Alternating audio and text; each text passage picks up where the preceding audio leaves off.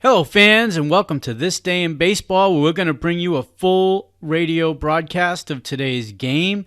And before we do that, I just want to thank Classic Baseball Radio, and there's a link in the notes where you can check out their full channel. They have many great radio broadcasts. And while you're listening to today's game, if you want to check out much more about the game and the players, look on the links below, and you're going to see links to player pages, the date the game happened, the year it happened, and the play-by-play. Enjoy the game, and check out the links while you're watching the game, and please don't forget to hit the subscribe button so that every time new content comes out, you're going to get that firsthand. And thank you again for checking out This Day in Baseball, and enjoy the game. Now as manager Westrom turns and goes back to his dugout, here is the starting lineup for the Philadelphia Phillies. Leading off at second base, Tony Taylor. Batting second in left field today, Cookie Rojas. Batting third at shortstop, Dick Groat. And hitting cleanup at third base, Richie Allen. Batting fifth and playing first base, Harvey Keene. Bill White's being given a rest today. The right fielder is John Callison, batting sixth against the left-hander. Bob Uecker is catching and batting seventh. Johnny Briggs is in center field batting eighth, and Chris Short is the pitcher batting ninth. For the New York Mets, leading off is the right fielder Cleon Jones. Batting second and playing second base, Ron Hunt. Batting third is the third baseman Ken Boyer, and batting fourth and playing first base, Jim Hickman. Batting fifth in left field is Ron Swoboda, followed by the shortstop Ed Brissou. Batting seventh and playing center field today is Billy Murphy. Batting eighth and catching is Jerry Grudy. And the pitcher is Tug Mcgraw.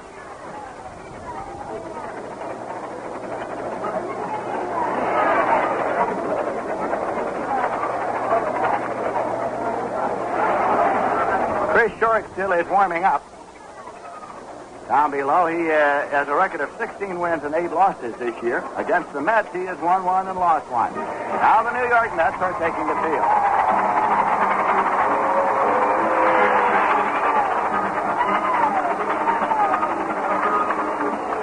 Chris Short has a lifetime record against the Mets of 4 wins and 3 losses. He pitched a 6-hit shutout here at Shea Stadium on June 30th. He won it 1-0, and he struck out 13. He lost to the Mets at Philadelphia 8-1 on July 4th. He went 1 2/3 innings, gave up 5 runs on 5 hits. He had 2 other starts against the Mets this season with no decision. He pitched 7 innings here at Shea on May 31st, and he pitched 6 1/3 at Philadelphia August 19th. Now our national anthem.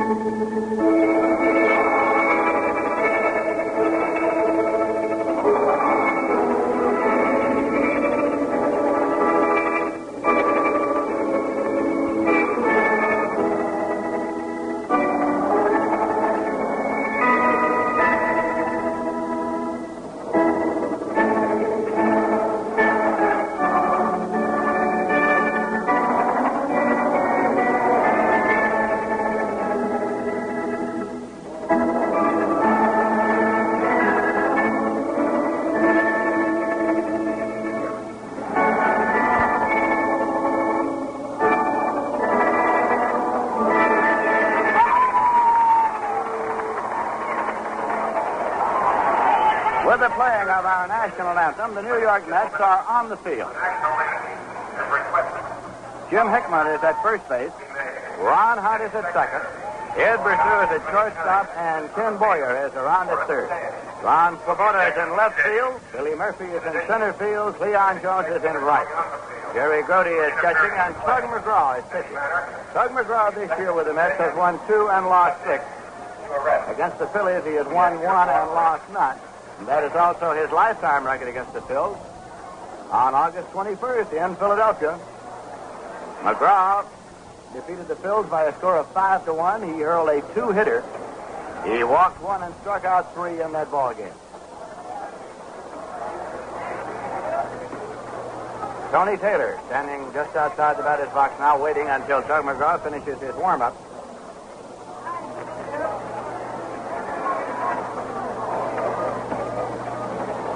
And there goes the throw down to second base.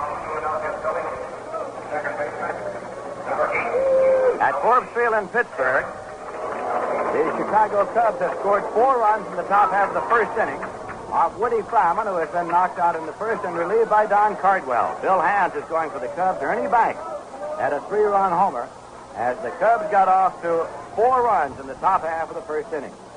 The Giants are at St. Louis. Juan Marichal is warming up for the Giants. Al Jackson for the St. Louis Cardinals. The Dodgers are at Cincinnati. Now, Tug McGraw with the first pitch to Taylor and a 10 for a called strike. Don Drysdale is warming up for the Dodgers, and Sammy Ellis is warming up for the Cincinnati Reds. We'll keep you posted on scores of other games throughout the course of this one here at Shea Stadium. Tony Taylor is hitting .245. He has 5 home runs and 33 runs batted in. McGraw takes the sign, deals the pitch. Curveball low. 1-1 now to Tony Taylor with Cookie Rojas on deck. Rojas, who has again assumed the role of a utility man with the Philadelphia Phillies. He was in center field last night. He's in left this afternoon. During most of the season, he was the regular second baseman. Here's a 1-1 pitch. Swung on and lined into right field for a base hit. Cleon Jones is over up with the ball, plays it back, and it's a leadoff single for Tony Taylor. Rojas is hitting .273 with 6 homers and 50 runs batted in. Rojas. Peanuts Lowry is on the coaching lines at first base for the Phillies, and George Myatt is the coach around at third.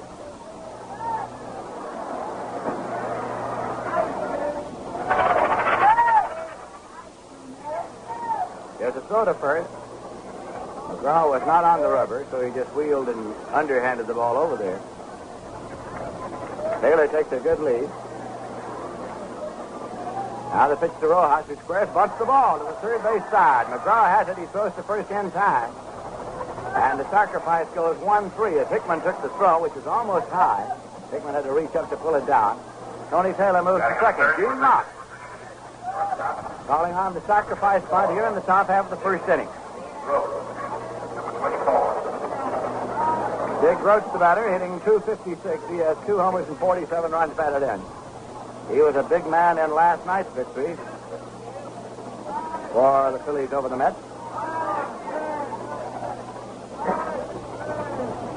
This is the last schedule meeting between these two teams this year. Now the pitch. Breaking ball in there for a called strike. Starting play today in the National League, the Pittsburgh Pirates are on top. The Los Angeles Dodgers are in second place, 2 games out, and 1 percentage point ahead of the third place San Francisco Giants. The Phillies are 7 games back.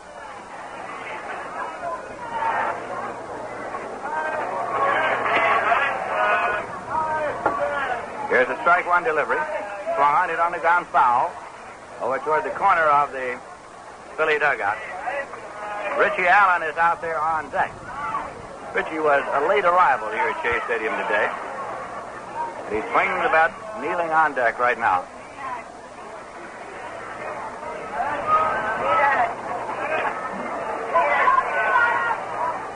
McGraw takes the sign. Tony Taylor leads at second. There's 1 man out. Now no throw as McGraw wheeled and bluffed to throw to second with Ron Hutt moving toward the bag. But Taylor was back in plenty of time. And now no pitch is called as McGraw came on through, but Dick Roach had backed out of the batter's box just as McGraw was set to deliver.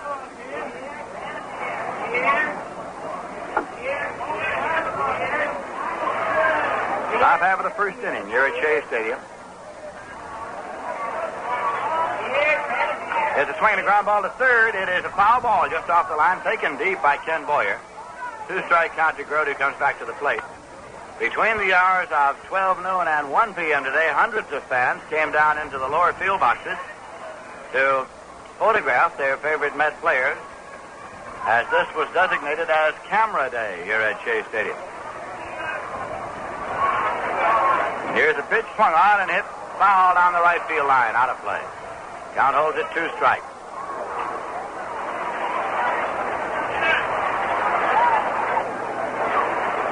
As you know, the weather was somewhat threatening throughout the morning, but hundreds of fans nonetheless showed up early and spent the hour photographing their favorite Met players. Now toward Mcgraw. Checks the runner at second, Tony Taylor, and the pitch to Dick Roach. Swung on and line in the left for a base hit. Taylor is rounding third. He's being held up, and here comes Svoboda's throw, and it's cut off in the throw to second, and Grudy hung up between first and second, and now he is being tagged out by Hickman, and Tony Taylor goes back to third. The play goes 7-5-4-3 on Grote.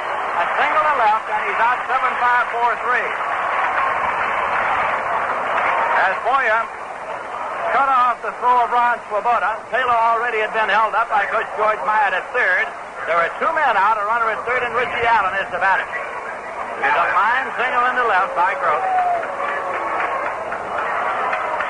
Richie Allen hitting .316 with 36 home runs and 98 runs batted in. He is tied with Henry Aaron of the Atlanta Braves for the home run lead in the National League.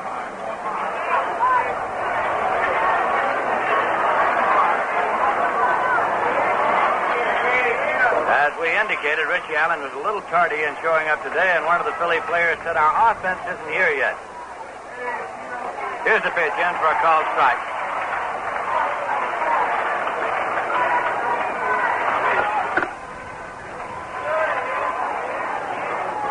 That's playing him straight away.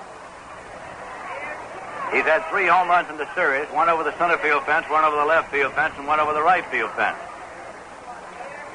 Swinging a drive into right field. If it stays fair, it is a fair ball going to the corner.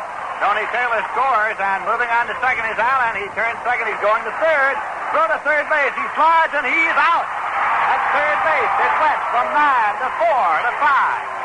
From Cleon Jones to Ron Hutt to Ken Boyer. It goes as a double and a run batted in. And then he goes 9-4-5.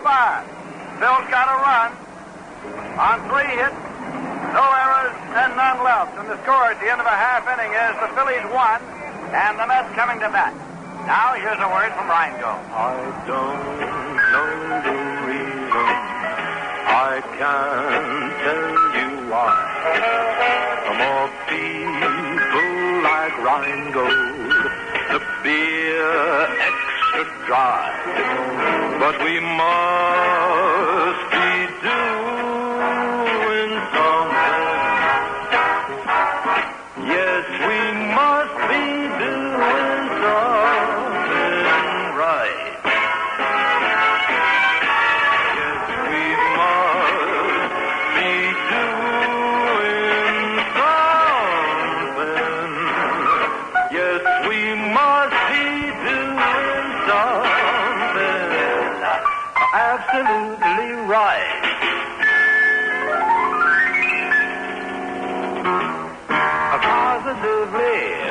Positively, whoop, absolutely right.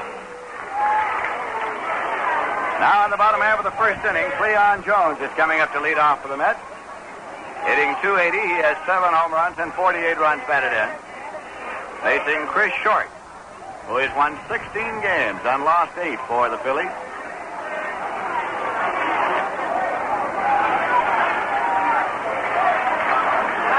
Short's won 16, lost 8. Jim Bunning has won 16, lost 9. The 2 top hurlers on the staff.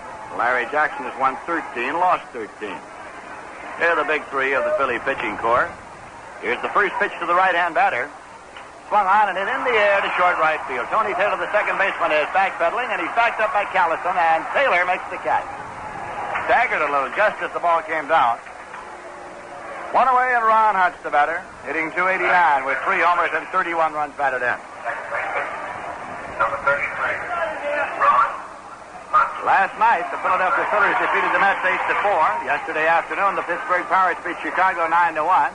Yesterday afternoon, the St. Louis Cardinals beat the Giants 3-2.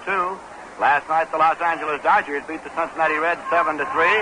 Sandy Koufax got his 22nd win of the season, although he did not go all the way. He was relieved in the 7th inning by Phil Regan. And the Atlanta Braves took both ends of a doubleheader from the Houston Astros, 12-2 and 6-4.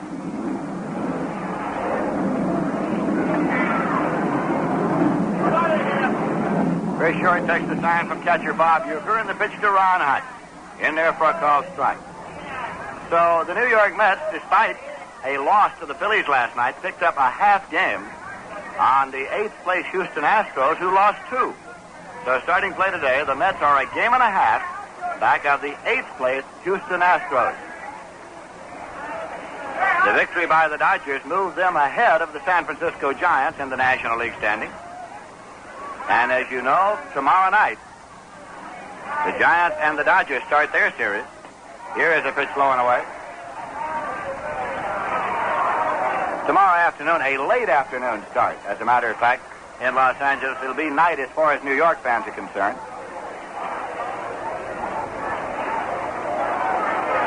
Here's a 1-1 pitch.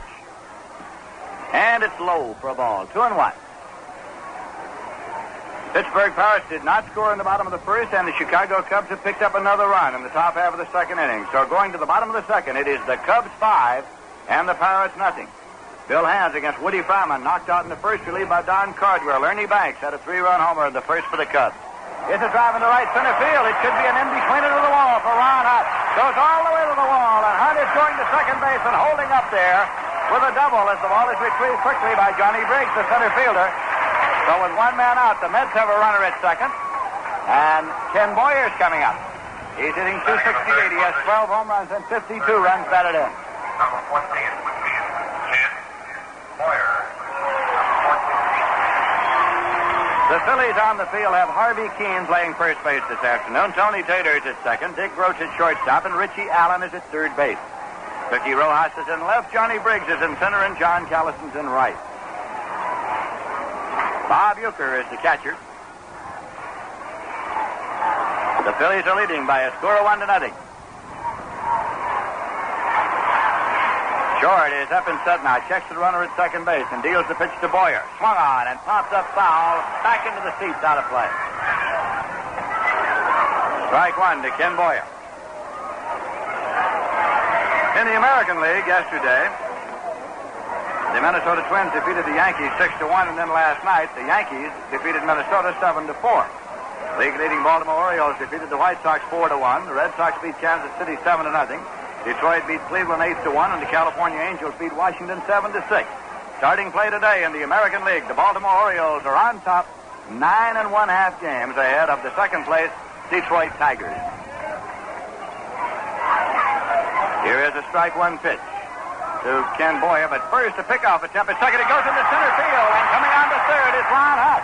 He's getting a green light, and he's going to try to score. Ball is retrieved by Gross. The throw to the plate, he slides. He is out at the plate, and now he is up and protesting.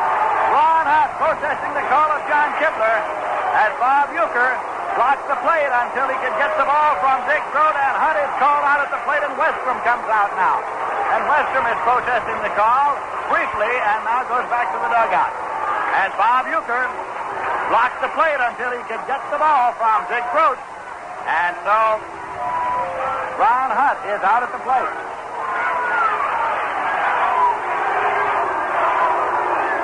As the ball was retrieved out in center field on a pickoff attempt, Hunt tried to score all the way from second and is out at the plate. There are 2 men out, and the count is strike one. Here's a swing and a drive in the center field for a base hit. Johnny Briggs is over up with the ball, plays it back, and Ken Boyer turns and holds. Batting in the fourth position, first baseman, number 6. Jim Hickman's the batter now. Hickman's hitting .252. He has 4 home runs and 13 runs batted in.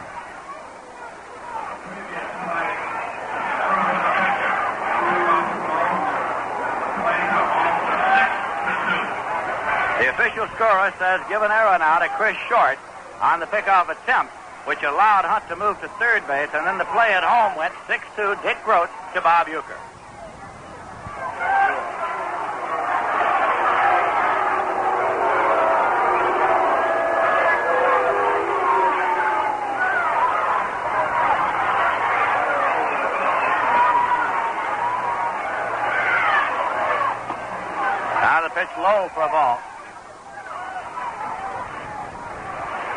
The Phils are leading by a score of 1-0. That was tying run at the plate as Hunt was called out by umpire John Kibler.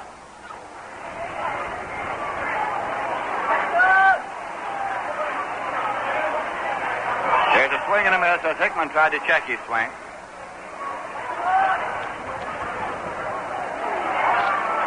Two men out, Boyer at first. Harvey Keene, the first baseman, holding against him there. Ron Swoboda's waiting on deck. We're in the bottom half of the first inning.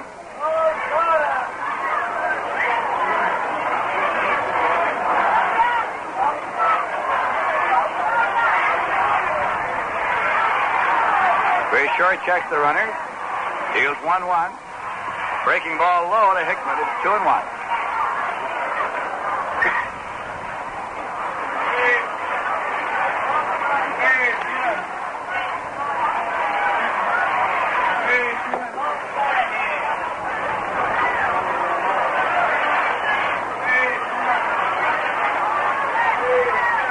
Here's a 2-1 pitch. Swung on, hit on the ground to deep short. It's screwed over, and he placed the second just in time for the force on Boyer. So the side is out. And the Mets get no runs, 2 hits. There was an error and 1 left. The score at the end of an inning is Phillies 1 and the Mets nothing. Tomorrow, a doubleheader here with the Cincinnati Reds in, and then the Reds will be in on Tuesday night. And next weekend, it'll be the Atlanta Braves in for a weekend series. Friday night, Saturday night, and Sunday afternoon. Tickets are now available at a wide variety of convenient ticket locations. The advanced ticket window here at Shea Stadium is open 7 days a week, 8 to 6 on weekdays and 9 to 5 on Saturdays and Sundays. In Manhattan, the Met ticket office at Grand Central Station is at the foot of the 42nd Street and Vanderbilt Avenue ramp. Open weekdays 8 to 6, Saturdays 8:30 to 4. In Manhattan, at Macy's, 34th Street and 7th Avenue, the Met ticket office is on the main floor near the 7th Avenue entrance. And there is also a Met ticket office at Macy's in Huntington, Long Island, in the Walt Whitman Shopping Center, and it's open during regular store hours. In addition, reservations for box and reserve seats may be made at all Howard closed stores during regular store hours, and also at any branch of the manufacturer's Hanover Trust Company during banking hours. Tickets may be obtained by mail by writing Ticket Manager, Shea Stadium, Flushing, New York. Box seats are $3.50 each. Reserve seats are $2.50 each, at 25 cents to each order to cover mailing costs. We're going to the top half of the second inning, and it'll be Harvey Keene up to lead off for the Phillies. He's playing first base today, has a batting average of .267. He has batted in 9 runs. The right-hand batter facing left-hand pitcher Tug Mcgraw. 22.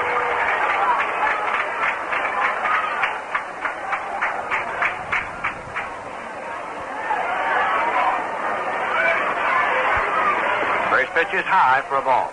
With Keene at the plate, John Callison has moved out on deck. Against the left-hand pitcher, Callison has moved down to number 6 in the batting order. Pitch is low and away. 2-0. Grudy calls time and goes to the mound. With the San Francisco Giants starting Marichal this afternoon, it means one of two things. Either he is not going to work against the Dodgers in the big series in Los Angeles, or he is going to work on extremely short rest.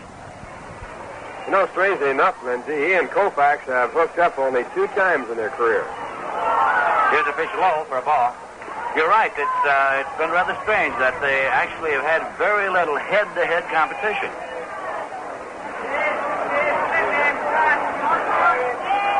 Got to Harvey Keene now. It's 3 balls and no strikes. As Tug Mcgraw deals a pitch that is in there for a call strike, and Keene was taking all the way. It's 3-1.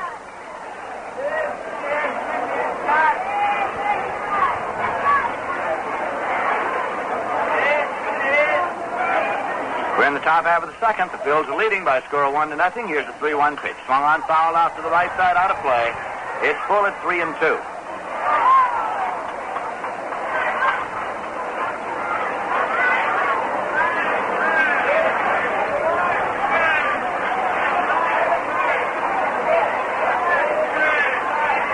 Tug Mcgraw reads the sign of Jerry Grudy. Pitch is swung on and missed. So after going behind 3-0, Mcgraw comes back to strike out Keene. It is Mcgraw's first strikeout of the afternoon. Right fielder, number 6. John Callison is hitting .284. He has 9 home runs and 48 runs batted in.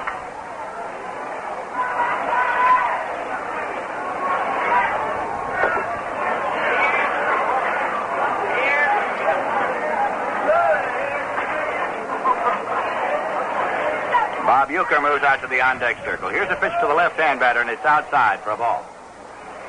Tug Mcgraw, 22 years of age. As a matter of fact, just turned 22. He is 6 feet tall, 170-pounder, from Vallejo, California.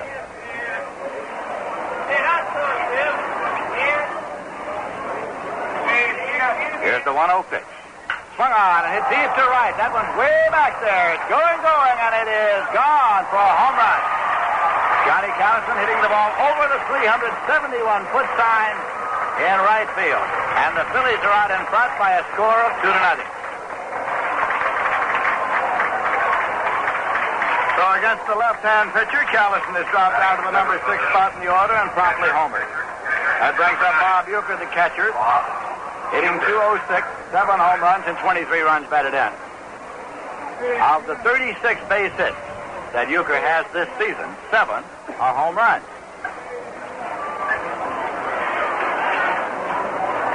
There's one man out, nobody on base, and the pitch is low for a ball.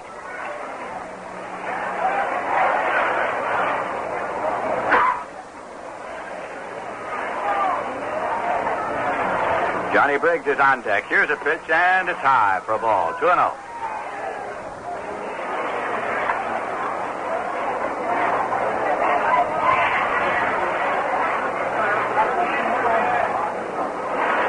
Tug Mcgraw with a 2-0 delivery, and it's a check swing ground ball to the right side. Jim Hickman takes it. He's going to the bag unassisted as Uecker on the check swing was slow getting away from the plate. 2 men out, and Johnny Briggs is coming up. Hitting .298. He has 9 homers and 19 runs batted in. He's a left-hand batter with good speed.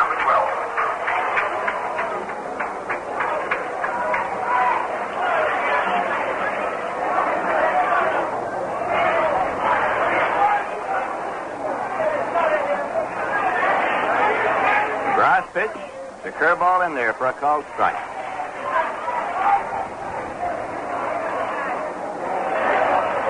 The Mets and the Phillies at Shea Stadium in New York.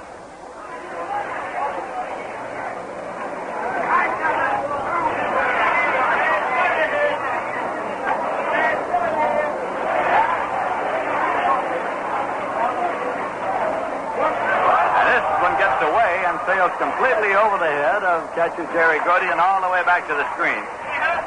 1-1 now to Briggs. Briggs, trying to follow the trajectory of that ball, appeared a little bewildered when he saw where it was going.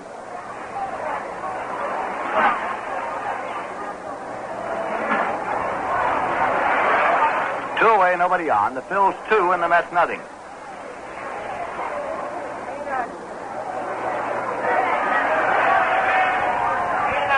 Breaking pitch low.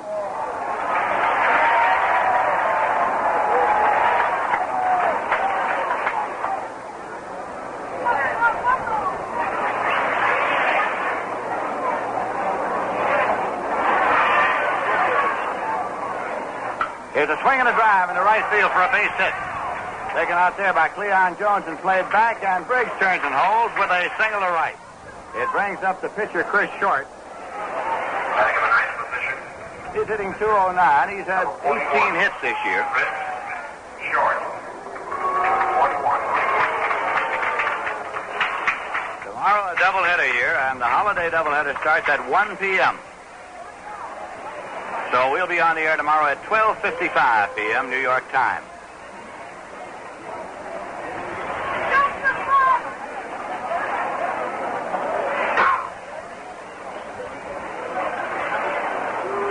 Short's a right-hand batter, and the pitch is low, bounds away, and Briggs moves on to second, and Grudy comes back to retrieve as Briggs turns at second and holds there. Wild pitch. Charged against Tug Mcgraw. So it moves Briggs into scoring position at second, and the count is ball 1 to Chris Short.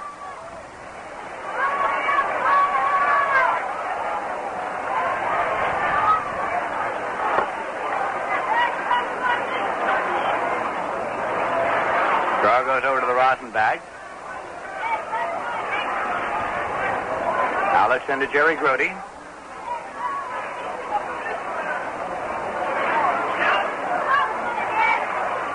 Throw up and set. Checks the runner at second. The 1-0 pitch swung on and looped out into center field. And right there is Billy Murphy, and he makes the catch.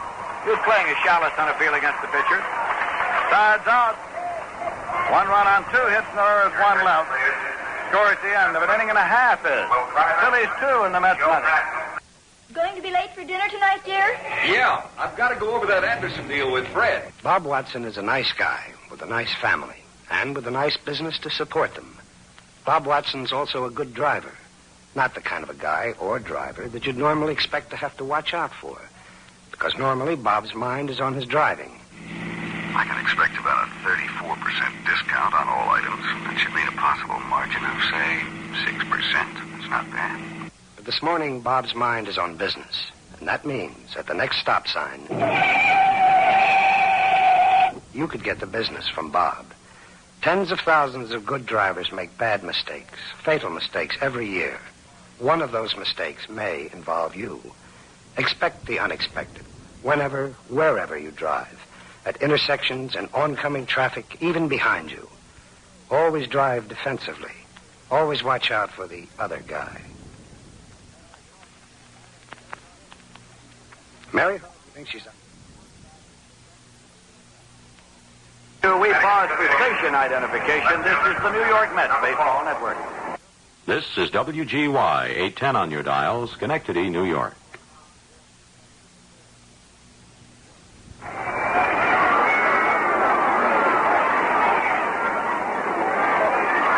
This is Lindsey Nelson with Ralph Cantor and Bob Murphy at Shea Stadium in New York. And Ron Swoboda is up to lead off now for the Mets. Batting number 5 in the batting order. He has an average of 225, 8 home runs, and 46 runs batted in. Left-hander Chris Short on the mound this afternoon for the Phillies. Pitch is swung on and missed for strike 1. Yogi Berra on the coaching lines at first base, and Whitey Herzog is the Met coach at third.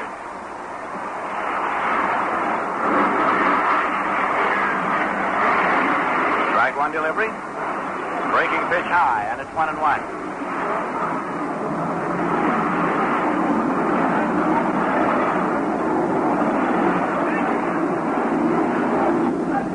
Very short with a 1-1 offering, and it is swung on and popped up to the right side. Harvey Keene moves over, so does Tony Taylor. Taylor calls, and the second baseman makes the catch again, stumbling a little as the ball came down at the last moment. One away, Ed pursues the batter. Hitting .231, the shortstop has 10 homers and 46 runs batted in. The end of 2.5 innings at Forbes Field in Pittsburgh. The Cubs 5 and the Pirates nothing. No score yet in St. Louis or in Cincinnati. Strike 1 to Ed Pursuit. The American League at the end of 3 innings now. The Detroit Tigers 2 and the Cleveland Indians 1. Ike Gary against Sam McDowell. Stanley homered in the second with nobody on for Detroit. Now Roberto Clemente is homered for Pittsburgh in the third with 1 man on. Give the Pirates 2 runs, and it's the Chicago Cubs 5 and the Pittsburgh Pirates 2. 2-strike count to Ed Pursuit here. Very short with the pitch. Swung on it on the ground to deep short. Backhanded by Roach. Sets and throws, and in time. He got him. 2 away. Dick Grote moved to his right, came up with the ball on the hop, set. The anchor foot and threw on in time. Bill Murphy is the batter. Next center fielder is hitting .223, has 3 homers and 13 runs batted in.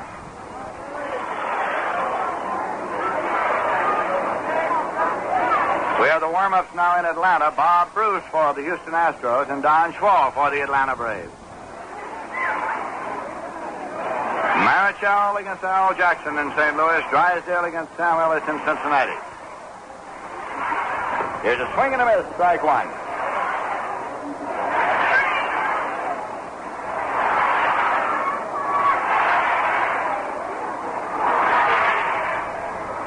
Mets fans here now starting a chant of "Let's go Mets" as the Phils lead by a score of 2-0.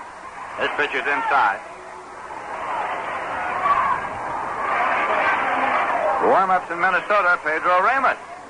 Warming up for a start for the Yankees and Jim Cott for the Minnesota Twins. Cott's won 21 games. Pitch to Murphy's low. The end of a half inning, the Baltimore Orioles nothing. The Chicago White Sox coming to bat. Eddie Watt against Gary Peters. Boston at Kansas City, doubleheader latest start. Washington at California on a latest start. Here's a swing and a ground ball foul back at third. Pittsburgh Pirates got a total of 4 runs in the bottom half of the third inning. So at the end of 3, it is the Cubs 5 and the Pirates 4. The Pittsburgh Pirates on top in the National League and battling back.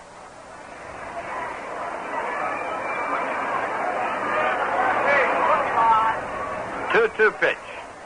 Swung on and popped up to short. Dig Roach moves in a step. He's there and makes the catch. So the Mets are out in order here in the bottom of the second. No runs, no hits, no errors, none left. Score at the end of 2 innings is the Phillies 2 and the Mets nothing. You can get information on the Met Fan Club and obtain tickets as well for the Fan Club room and a list of the dates available at any of the regular Met ticket outlets or also by writing to Met Fan Club, Shea Stadium, Flushing, New York. All Fan Club tickets have been exhausted except for the following dates. September 27th, Cleon Jones. September 30th, Bob Shaw. October 1st, Al Luplo. The Lady Met Club invites you to bring a used toy, that's not a broken toy, but a used toy, to the fan club meeting when you come. It will be sent to a hospital or an orphanage in the name of the player that you are visiting. So the only dates this season for which there are fan club tickets remaining are September 27th, Cleon Jones, September 30th, Bob Shaw, and October 1st, Al Luplo.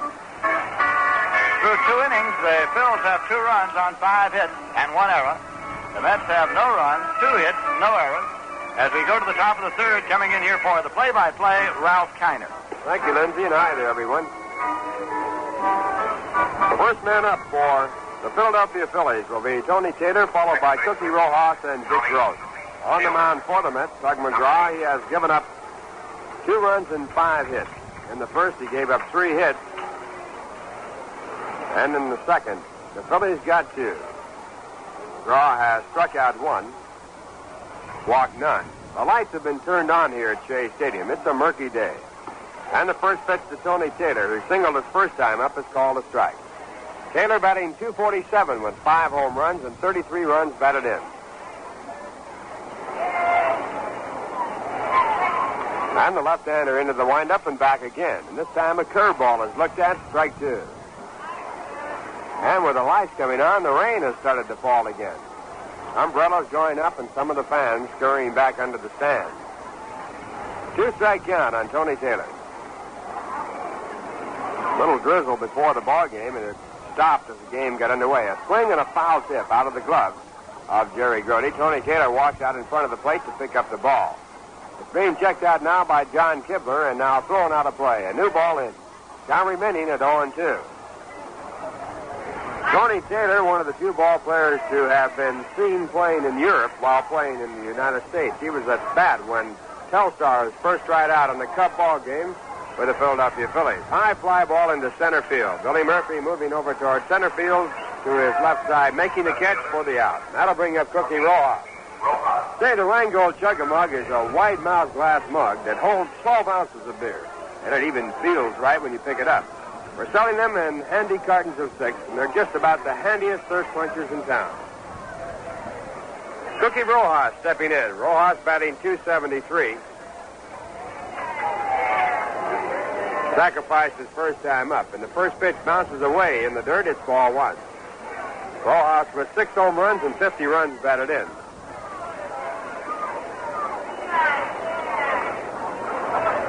Six home runs for Cookie, his all-time high for one season. Now he lines one to right center field. It's a base hit coming over to cut it off, and he does as Cleon Jones, and Rojas holds it first.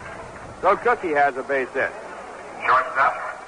That is hit number 6 off Doug Mcgraw, and with 1 man away, the batter will be Dick Roach.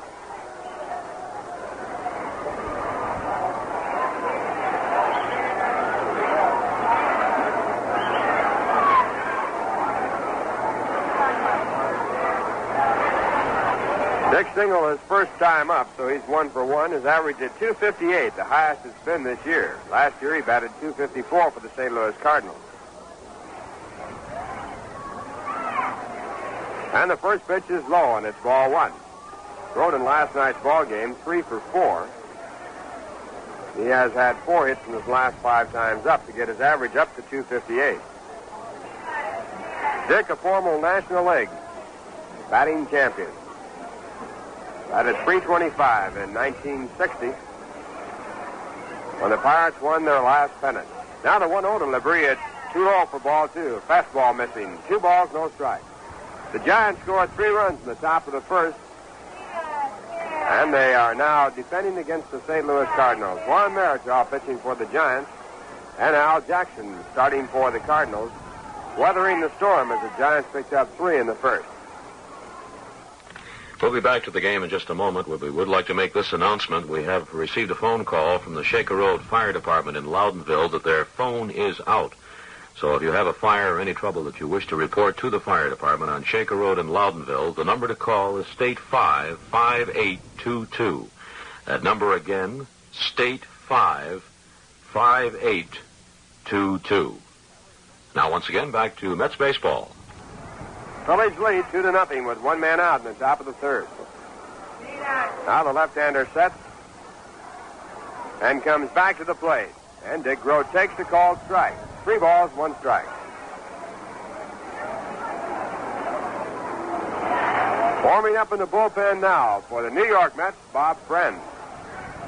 Mcgraw has given up 2 runs, allowed 6 hits through 2 1/3 innings. Now at 3-1, he looks at first base, comes to the plate, and the pitch is over. Strike 2. And Dick Grote taking all the way to try and get on base for Richie Allen. So the count has gone to 3-2. Dick does not strike out often as a fine hit-and-run man, so you'd have to figure that the runner, Cookie Rojas at first base, will be going on the pitch. Phillies hoping to stay out of the double play. Now a lob throw again to first base as Tug does it before getting on the pitching rubber. He takes his signs off the rubber and then steps on to make his delivery to the plate. Here's the pitch. The runner does not go, and the ball is popped up. Second baseman Ron Hunt is under the ball, and he makes the catch right on the baseline between first and second for the out. That'll bring up Richie Allen. Allen, number 15.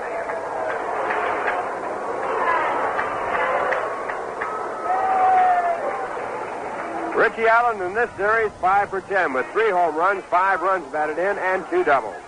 Overall, Richie Allen has had 25 hits and 67 times up against the Mets this year with 6 home runs. And the pitch to him is inside. It's ball 1. He came into this ball game with a .364 average against the Mets this year and got a double his first time up to drive in a run. He was thrown out trying to stretch it into a 3-base hit on a fine play from the right fielder, Cleon Jones. There's a long drive to left field. Going back in the warning track is Juan Svoboda, and he makes the catch. That retires the side, and in the inning, no runs, 1 hit, no errors, 1 man left. And the score at the end of 2.5 innings, the Phillies 2, the Mets nothing. Did you ever stop to think of how many lonesome travelers there are here and yonder and how thirsty they get? Well, I am a lonely and a lonesome traveler. I am a lonely and a lonesome traveler. I am a lonely and a lonesome traveler. I've been traveling on. I travel here and then From California to New York, the American folk singer travels here and yonder, carrying with him the music of the whole world and its peoples. And sometimes when the traveling gets thirsty, he puts down his guitar and accompanies himself with a cold beer, maybe Rheingold. And in New York City, where more songs and travelers stop than anywhere else in the world, more people buy Rheingold Extra Dry than any other beer. How come? Maybe it's the Oregon hops we use. Who knows? But we must be doing something right. Going to the bottom half of the third, the Mets trailing 2-0, and Jerry Grudy leading off for the Mets. On the mound for the Phillies, Chris Short. He has given up no runs, allowed 2 hits. They both came in the first, a double and a single. The single coming after Ron Hunt had tried to score from second base after a ball had been thrown away when they tried to pick him off at second. He was thrown out at the plate on a good play and an extremely close call. Ken Boyer getting a single after that play. Now the first pitch to Jerry Grudy. It's high, it's a ball. Jerry with an average of 221. 3 home runs and 30 runs batted in. Right-hand batter. Chris Short, a left-hander, back again. The pitch is swung on. It's strike 1. 1 ball, 1 strike. On deck batter, Tug Mcgraw. He'll be followed by Cleon Jones.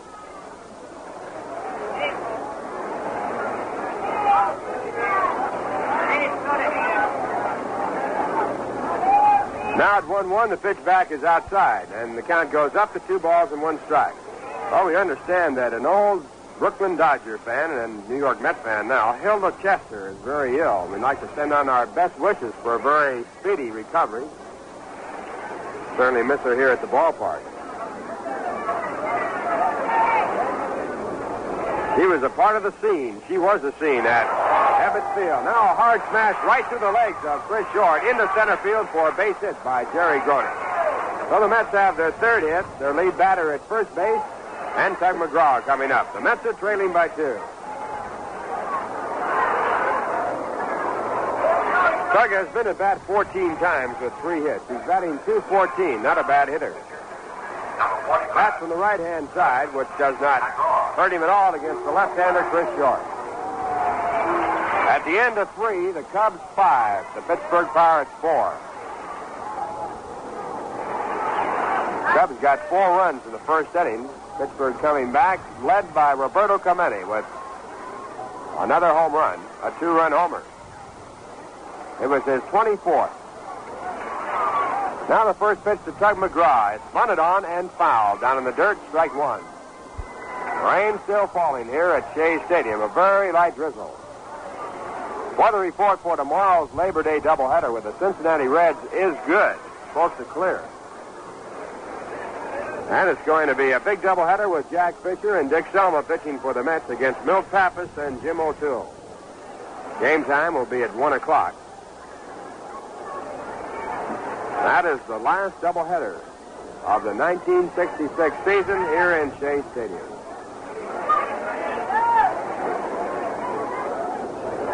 Mets have won in Cincinnati on the 25th.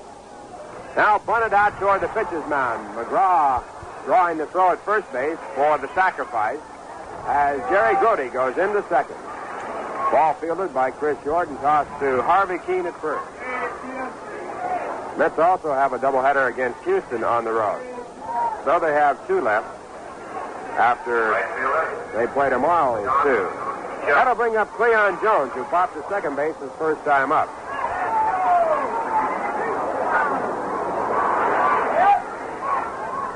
Phillies leading by a 2-0 score.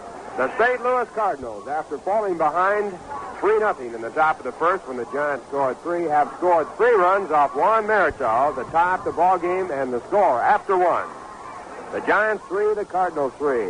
Al Jackson pitching for the Cardinals. Cleon Jones batting at .279, and he fouls the first pitch off to the right side at strike 1. Chris Short pitching for the Phillies. And working with Jerry Grudy at second base with 1 man out in the bottom half of the 3rd.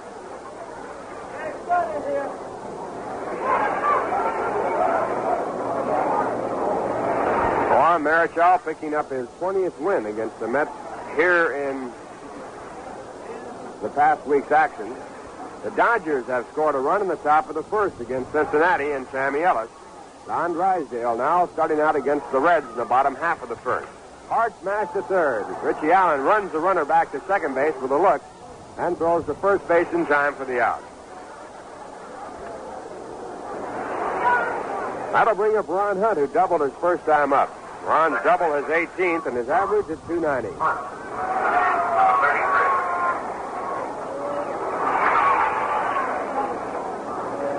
Two men away in the bottom half of the 3rd. Jerry Grudy, who singled to center field and was sacrificed down to second, is still there as Ron steps in.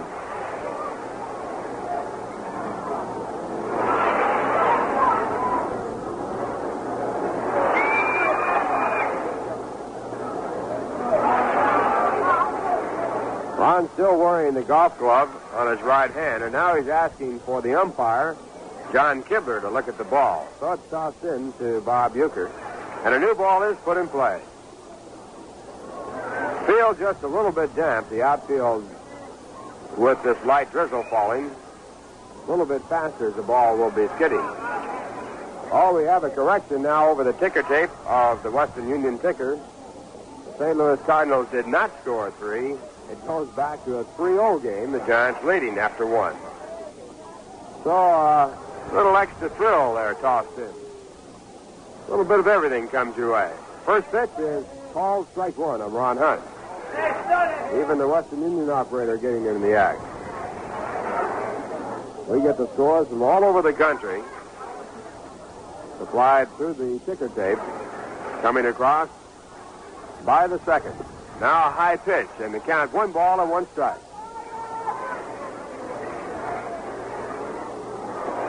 Very fine service is provided. Keep you up to date, just right on the nose. Scores are relayed from the ballparks around the country to a central office and sent out again to all the ballparks around the country. Now at the 1-1 pitch, high fly ball to center field. Johnny Briggs in center field gets to it, waits for it, and he makes the catch, and that retires the side. No runs, 1 hit, no errors, and 1 man left at second. And the score at the end of 3, the Phillies 2, the Mets nothing. Here's Bob Pettit, professional basketball star of the St. Louis Hawks, on the subject of physical fitness. As a professional athlete, I have to stay in shape. No question about it. And that makes me luckier than most, because I've developed a habit of keeping fit. That's going to be important to me when my playing days are over and I go into banking, because there's no question about this either. No matter what line of work you go into, you'll look better, feel better, and work better if you're physically fit. In space or surgery, nursing or news reporting, the future belongs to the fit, to those vigorous enough to live it and shape it. You parents can help see that the schools do their whole job, preparing your children physically as well as mentally. The President's Council on Physical Fitness will show you how. Write Fitness, Washington, D.C. for information. That's Fitness, Washington, D.C.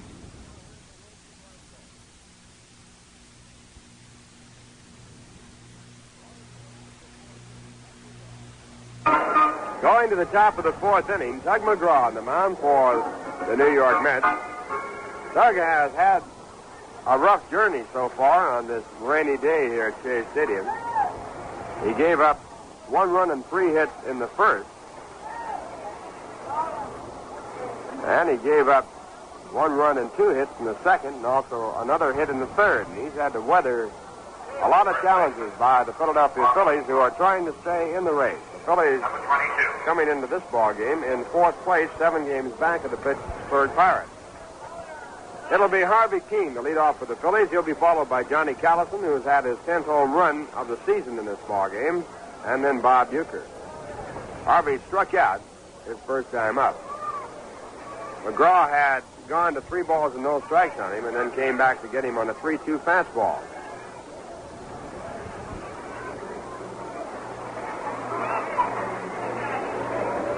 Keene batting .264, right-hand batter. Harvey started wearing glasses this year. And the first pitch is high, a fastball missing for ball 1.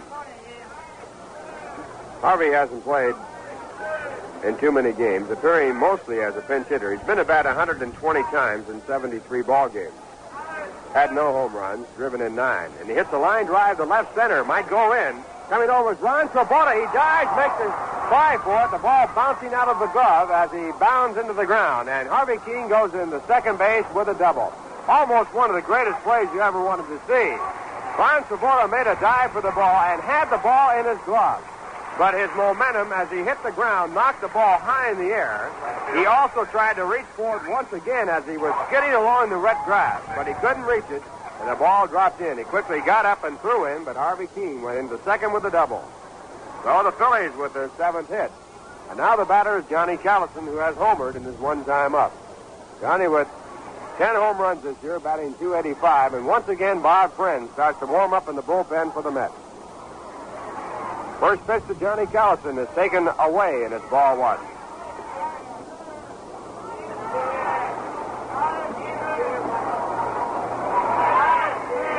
Ball thrown back to Tug Mcgraw, getting away. Rolling on the wet grass, and so another ball has to be put in play. They had changed balls when the ball was thrown back. Darren Johnson, in the bottom half of the first, off Don Drysdale, has homered with a man on, and Cincinnati still batting in the first inning, leading by a score of 2-1 over the Dodgers. Sammy Ellis is pitching. Darren Johnson has had a tremendous month in August and starting out the same way in September. Bill Hands has been knocked out of the box by the Pittsburgh Pirates. Next pitch is grounded down to first base. Jim Hickman throwing to Tug Mcgraw. Mcgraw just beating Johnny Callison to the bag at first base for the out. Moving over to third on the play, Harvey Keene. Number 9.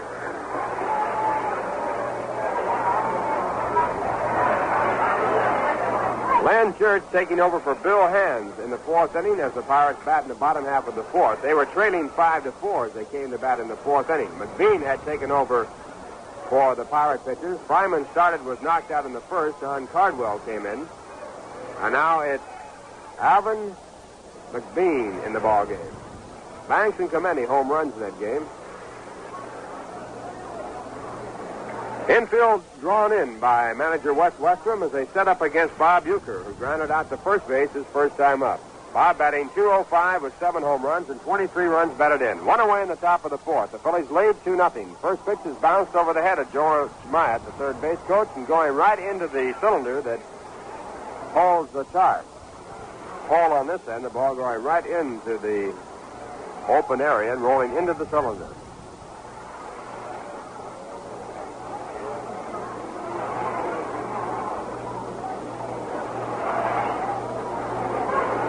One strike count. Uecker, a right-hand batter, and the pitch back to the plate is a curve that breaks too far inside. A hard curveball by Tug Mcgraw. 1-1. The Giants out at the top of the second. They still lead by a score of 3-0, and Cincinnati now out in the bottom half of the first. They got their 2 runs on the home run by Darren Johnson. They lead 2-1. Right here, the Phillies lead 2-0. 1-1 delivery is inside and high, and it's now 2 balls and 1 strike.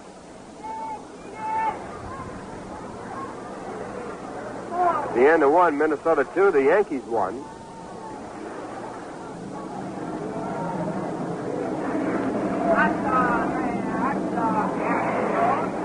At the end of 1.5, Chicago 1, Baltimore 0. Next pitch is way outside. Jerry Grudy has to make a good play of the ball to keep it from getting away. And the count now 3 balls and 1 strike. The on-deck batter, Johnny Briggs. At the end of 4, Cleveland 3, Detroit 2. Games underway in the American League.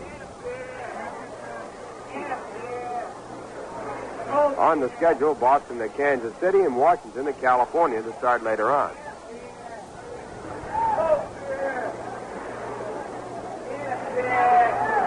Three balls, 1 strike. Mcgraw into the windup and back again. And the pitch is hit into shallow right field. Cleon Jones is waiting for it. It's fairly deep. Runner tagged up at third. Harvey Keene there. The throw coming in is way offline, and Keene scores easily. He would have scored if the throw had been good. And the Philadelphia Phillies take the lead now by a 3-0 score on the sacrifice fly by Bob Uecker.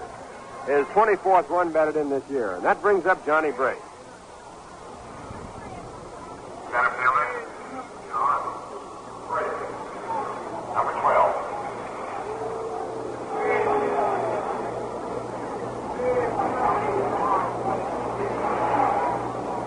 Briggs singled to right field his first time up. He's batting .301. Phillies with 3 runs and 7 hits. The Mets have no runs and 3. 2 men out in the top of the fourth. And Mcgraw with a curveball for a strike. One of the few curves he's been able to throw over. Tug has been missing with his curveball and getting hit with his fastball. As Lindsey Nelson told you earlier, he pitched a fine 2-hitter against the Phillies for his 1 win since coming back. Next pitch, again, a good curve. It's strike 2. Briggs leaning away, thinking the ball might be a fastball. The ball breaking over the plate.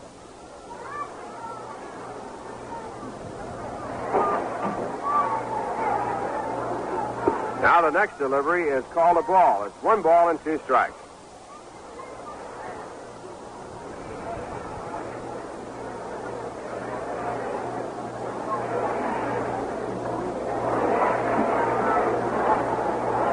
And the next pitch is hit hard down to second. A two-hopper for Ron Hunt. It's thrown to first base in time to retire the side. 1 run in the inning on 1 hit, a double by Harvey Keene. There were no errors and no one left on base. And the score at the end of 3.5. The Phillies 3, the Mets nothing. This is Stuart Queen reporting from Washington. From the rock-line promontories of New England's coastline, westward across the nation to the prairie country of the American Midwest, to the Great Divide in the Rockies, and westward again to the sequoias of California, this is America, where beauty and nature combine to make up the green lawns of our recreational playground. All this belongs to you and to me. It's part of our heritage, this pride in natural beauty.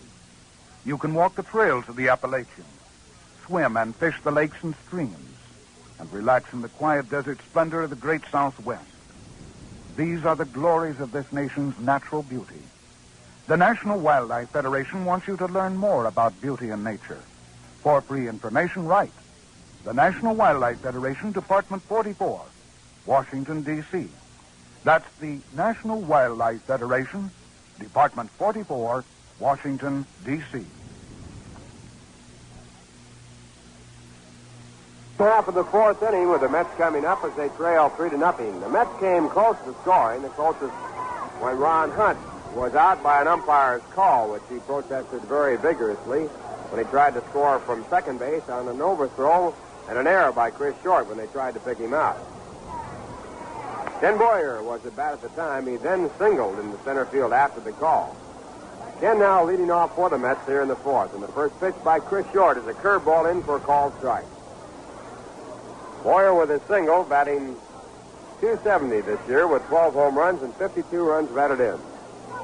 Ron Hunt had doubled to get on base. Now the next pitch is fouled high and away. It's strike 2.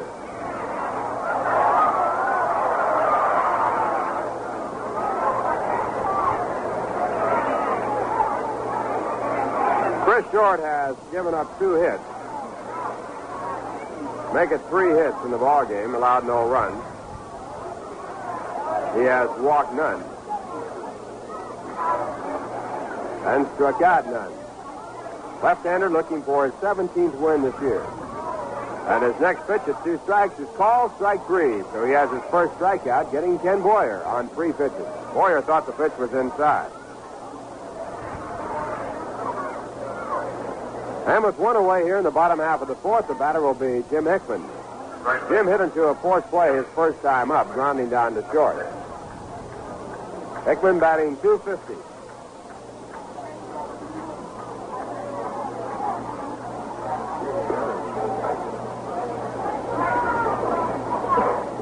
First pitch is called a ball. Jim playing at first base, the right-hand batter against the left-hand pitcher, and he takes a high pitch for ball 2. 2 balls, no strikes. Jim, in 42 ball games, has driven in 13 runs and hit 4 home runs. He's been at bat 112 times this year. 2-0 delivery. It's in there, strike 1.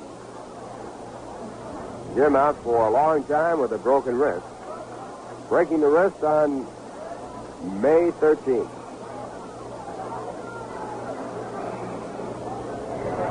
Next pitch to Jim is grounded out to third. Backhanded play by Richie Allen. The long throw to first in time for the out. Richie Allen doing a good job at third against the Mets in this series. While we wait for Lawrence Svoboda to come up, we'll pause for station identification. This is the New York Mets Baseball Network. This is WGY, 810 on your dial, Schenectady, New York.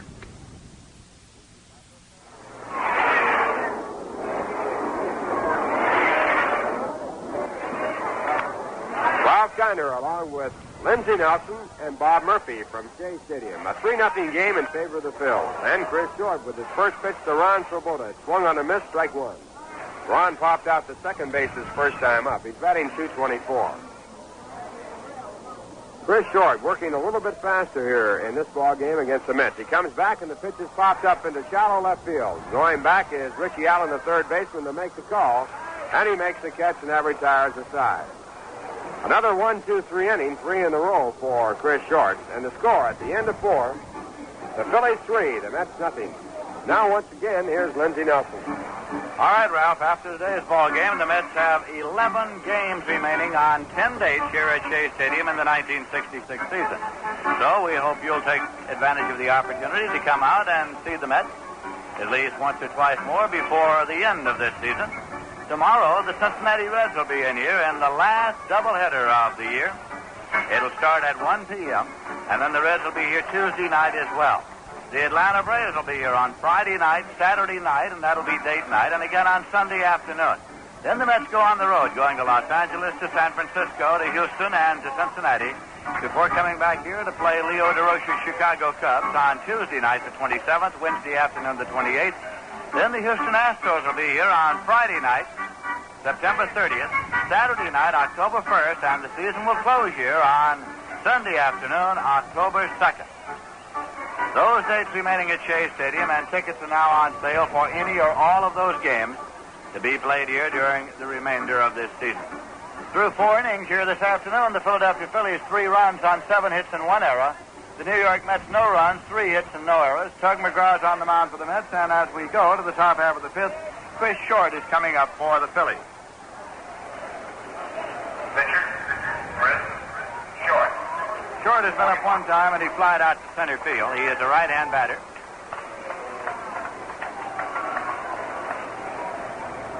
Tug McGraw's pitch is in for a called strike. Tony Taylor moves out to the on-deck circle. Now, pitch is hit on the ground up the middle. It's going to be a tough chance for Berceau. He goes on the run, throws, and in time. Fine play by Berceau. Ball was not hit hard, which meant that Berceau had to come across at full tilt, field the ball, and throw on the run. And in time to get Chris Short. Say, this looks like a good time to light up a Cool for the most refreshing taste in smoking today. Cool Filter King. Taylor, number 8. Willie McCovey has homered off Al Jackson in St. Louis, the 28th home of the year for McCovey. It came in the third with nobody on. The Giants are leading the Cardinals now by a score of 4-0. Juan Marichal pitching today for the Giants, trying for his 21st win of the season. Tony Taylor's 1 for 2. The pitch is swung on and fouled on the ground back at third, fielded by George Myatt, the coach at third. So let's check now on the progress of the league leaders today. The Pittsburgh Pirates, through 4 innings, are leading the Chicago Cubs by a score of 7-5. The Giants are leading the Cardinals by a score of 4-0. The Reds are leading the Dodgers by a score of 2-1 at the end of an inning. Here's a ground ball to second base. Taken there by Hunt and played on to Hickman. 2 away for the Phillies. In the top half of the 5th inning, and Cookie Rojas is coming up. He's 1 for 1 and a sacrifice. The end of an inning and a half. The Atlanta Braves 1 and the Houston Astros 0. Eddie Matthews helmeted in the first with nobody on. Bob Bruce against Don Schwal. In the American League, at the end of an inning and a half, the Minnesota Twins 2 and the New York Yankees 1. Pedro Ramos against Jim Cott, trying for his 22nd win of the year. Horace Clark helmeted in the first with nobody on for the Yanks. Pitch is low to Rojas, batting here with 2 men out and nobody on base. The end of 2.5 innings, the Chicago White Sox 1 and the league-leading Baltimore Orioles 0. Eddie Watt against Gary Peters. Baltimore has a 9.5-game lead. Here's a ground ball to short, taken by Berceau and thrown on in time. Mcgraw gets the Phillies out in order here in the top half of the 5th inning. No runs, no hits, no errors, none left. The score at the end of 4.5 innings is Phil's 3 and the Mets 0. This is Catherine Cornell. Years ago, a chance meeting on a train with Helen Keller led to my cherished friendship with her. Through Miss Keller, I became active in the American Foundation for the Blind and am proud to serve on its board of trustees. I'd like to tell you about some of its wonderful services. The Foundation, in cooperation with the Library of Congress, records the talking books, available with a phonograph, free on loan to any legally blind person. The Foundation manufactures and adapts more than 300 aids and appliances for blind people, from clocks and watches with raised markings, to tools, kitchen utensils, canes, and crossword puzzles. It also issues identification cards so blind persons may travel on most railroads and bus lines with a sighted companion, both for one fare. For more information, write to the American Foundation for the Blind, Box 111, New York 11, New York.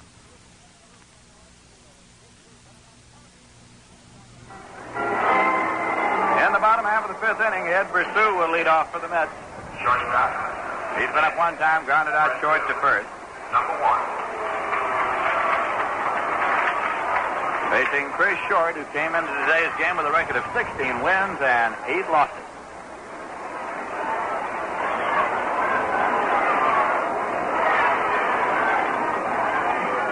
Curveball, and it's low. Chris Short works more quickly than he did earlier in the season. He had fallen into a pattern of taking a long time between pitches and working on the mound and all around. His teammates chided him for it by showing up with little shovels and things like that and calling him groundskeeper. And pitching coach Cal McLeish worked with him and working a little faster. Here's a swing and a drive into left field, and it's a base hit. Coming over to try to cut it off. Left field to Cookie Rojas, going to second is Versu, and he slides in and grabs the bag for a double. He slid to the outside and then grabbed the bag with his hand. So it is a double for Versu. Carl Simon gets up to brush himself off. Rounded first, and the helmet flew off, so Yogi Berra slipped that out to him. It's a leadoff double here in the bottom half of the fifth, and Bill Murphy's coming up, a right-hand batter. For the Mets, that's their 4th hit. Off Chris Short. Phillies are leading by a score of 3-0. Murphy's been up one time and popped out to Short. The crowd's coming alive here now with the Mets batting in the bottom half of the 5th inning. Chris Short looks in to get a sign from catcher Bob Uecker. Short is up and set with Ed Versu taking a lead at second base, and the pitch to the right-hand batter swung on, hit in the air to left field. Rojas goes back. It's over his head. It is off the wall in play. Versu moves on to third now, and Murphy standing at second with a double, as Versu had to hold up because Cookie Rojas looked as though he were lining up the ball, and then at the last moment turned and went back to play it off the wall. So Versu had the hold, then came on to third, and Murphy has a double off the wall as at second. Mets have runners at second and third. Jerry Grudy is coming up, tying run at the plate. So the Mets have had back-to-back doubles without scoring a run, as Versu had the hold, thinking that Rojas might catch the ball. Ian Mock calls Sam and is going to the mound now, looking down toward the bullpen as he does. The Phillies have a 3-0 lead. However, we're in the bottom half of the 5th inning, and Mock folds his arms now to talk to Short, Uecker, Tony Taylor, Dick Roach. Jerry Grudy is going back over toward the on-deck circle now because he wants a loaded bat to knock a little dirt out of his spikes, a little mud out of his spikes. Meanwhile, Hawk Taylor is coming in from the bullpen. Grudy's still getting the dirt out of his spikes there on deck. Hawk Taylor is in the dugout. The pitcher is scheduled up next. Bob Friend is working in the bullpen for the Mets. Bob Buell is up and working in the bullpen for the Philadelphia Phillies. Gene Mock turns and goes back to the dugout now. First base is open. Runners at second and third. Chris Short looking in to get a sign from Bob Uecker as the Mets make a bid here in the bottom half of the 5th inning. Chris Short still peering for the sign. Has it now. Works straight away. There's a swing and a miss. Strike one. Jerry Grudy has been up one time and had a single right back through the box out into center field. Phillies keep the infield back with a 3-run lead. They're willing to give up a run for the putout.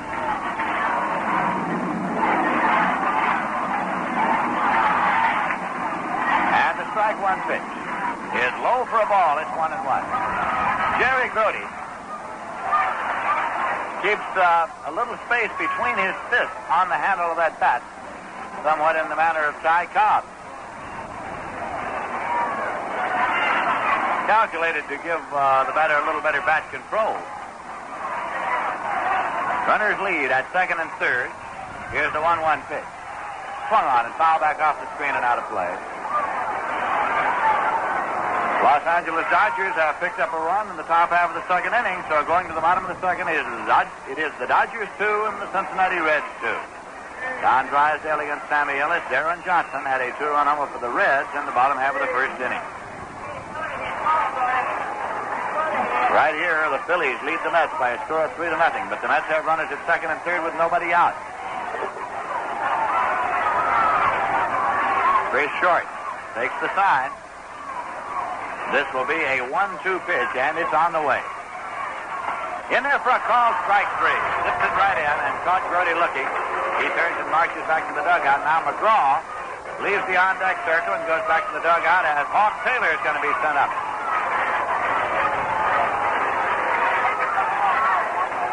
That was the second strikeout for Chris Short. Hawk Taylor will bat for Tug Mcgraw as manager Wes Westrom is taking the gamble here to try to get a long ball from Hawk Taylor and get back in this ball game. He's hitting 182.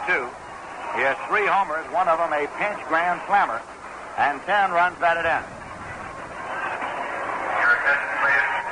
Ladies and gentlemen, for New York, batting for Mcgraw, number 19. Hawk Taylor, number 19. Bob Friend working in the bullpen with Tug Mcgraw out of the game now.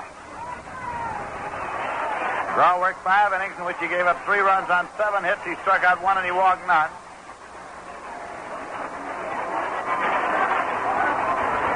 Ed Berstew is the Med runner at third and Bill Murphy the runner at second. Right-hand batter Hawk Taylor is in and waiting. Chris Short takes the side. The pitch high for a ball. Mets have 5 hits off Chris Short.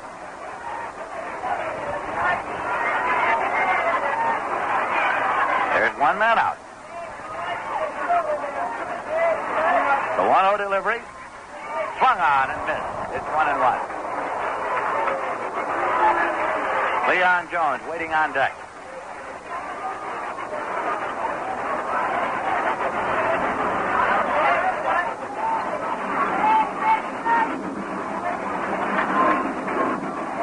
Hawk Taylor swinging the bat as he waits. Now the 1-1 delivery. Swung on and foul back out of play. So the count is 1 ball and 2 strikes. The Pittsburgh Pirates have scored another run in the bottom half of the 5th inning at the end of 5.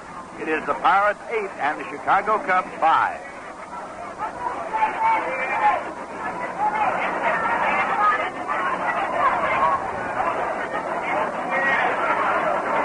Right here, the Phils lead the Mets 3-0. This will be a 1-2 pitch to Hawk Taylor. Chris Short works straight away.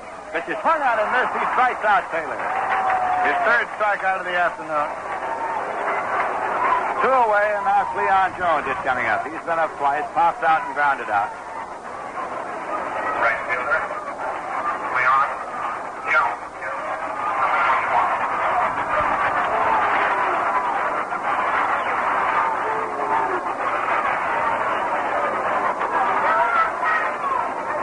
Cleon Jones coming around, still not in the batter's box as Chris Short comes down to smooth out the dirt a little on the mound where he's been striding.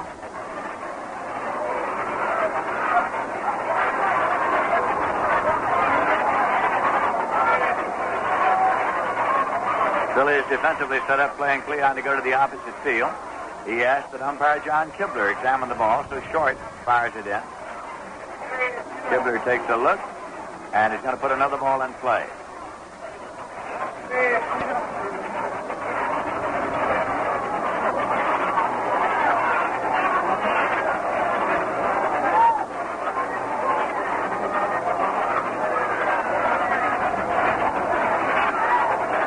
Chris Short now takes the sign from catcher Bob Euchre. The pitch is in there for a call, strike 1.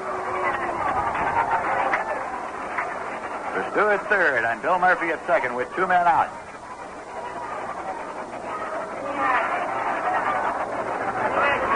Cleon again settles himself into the batter's box, measures his stance. Chris Short working straight away. With a strike 1 pitch. It's way outside for a ball, 1-1. Ron Hunt kneeling in the on-deck circle.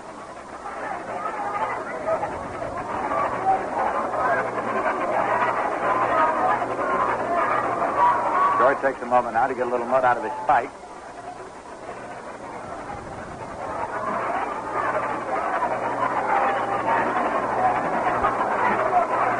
And here's the 1-1 pitch. Swung on and line foul to the right side into the seats and out of play. So the count now goes to 1 ball and 2 strikes to Cleon Jones.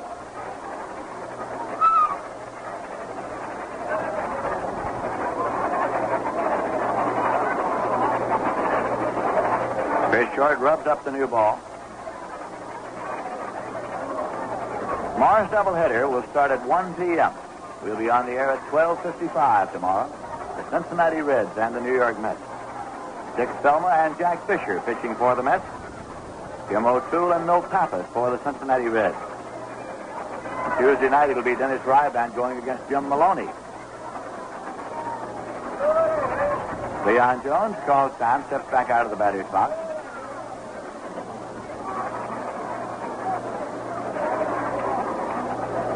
Now comes back in.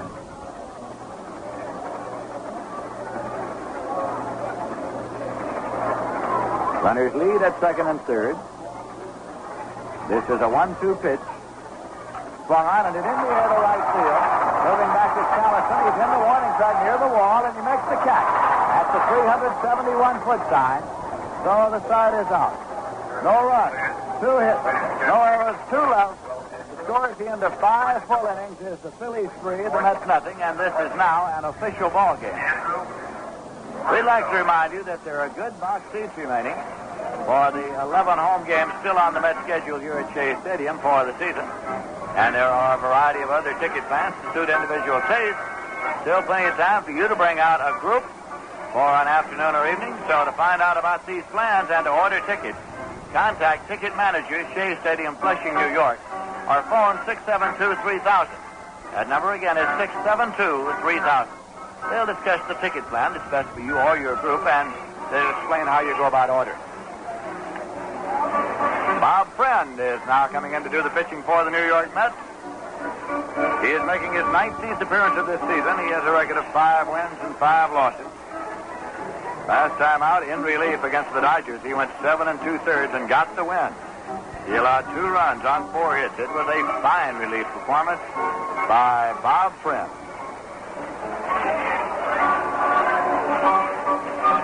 Doug Mcgraw pitched 5 innings, gave up 3 runs on 7 hits. He struck out 1 and he walked not. Your attention, please. Ladies and gentlemen, for New York, now pitching, number 20, Bob Friend, number 20. The end of 5 full innings. The Pittsburgh Pirates are leading the Chicago Cubs by a score of 8-5. At the end of 2.5, the Giants are leading the Cardinals 4-0. At the end of 2 full innings, it's the Dodgers 2 and the Reds 2. Dick Roach coming up here in the top half of the 6th inning. He is 1 for 2.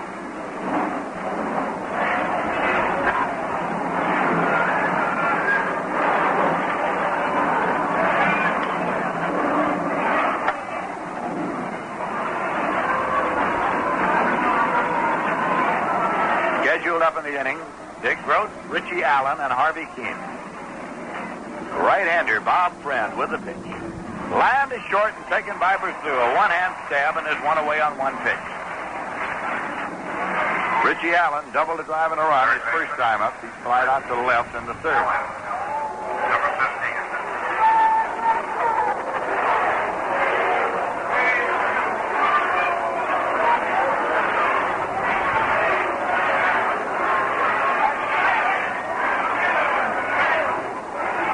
Pitch is swung on and fouled off to the right side, out of play.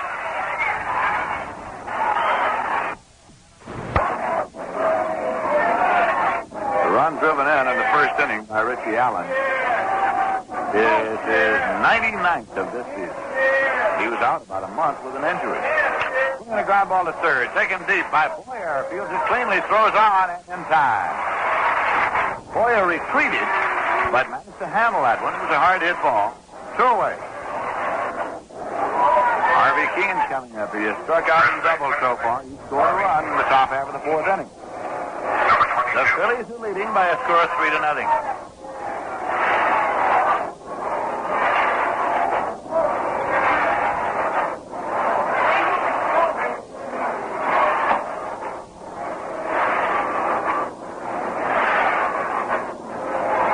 Friend pitch to the right-hand batter is in for a called strike.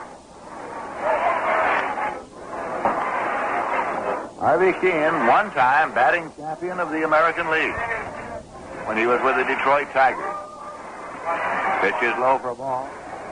Keene, at one time, was the all-star shortstop for the American League. He and Al Caitlin formed a 1-2 punch in the Detroit lineup. Here's a 1-1 pitch. Swung on and fouled off on the play. 1-2.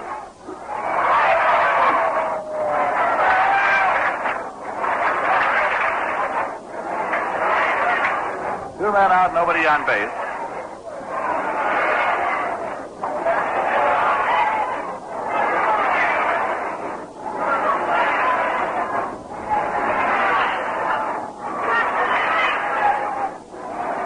This is a 1-2 delivery. Swung on, and he's in the air to right. Cleon Jones is there, and he makes the catch.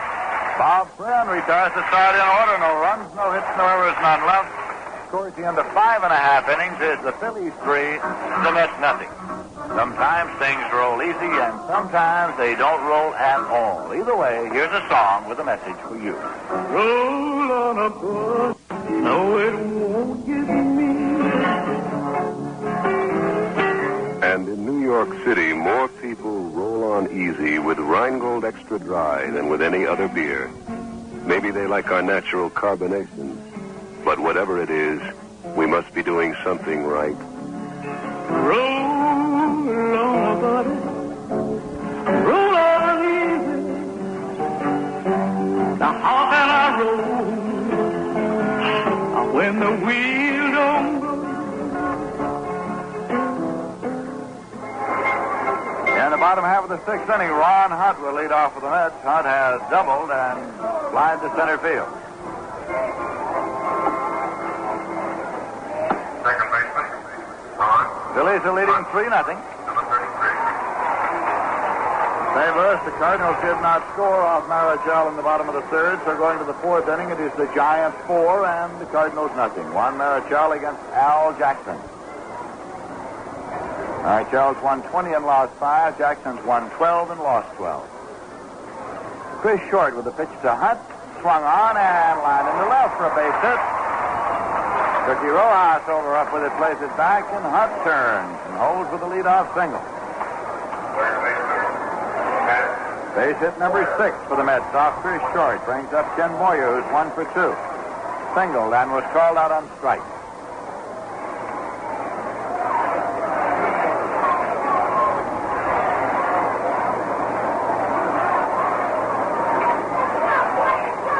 Harvey Keene, the first baseman, coming over to hold against runner Ron Hunt. Bill White being given the day off by the Philadelphia Phillies.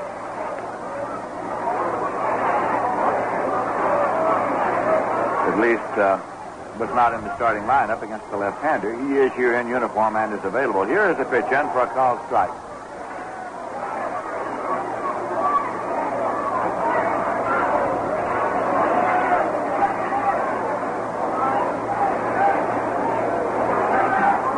Working off the stretch, takes the sign from Euchre.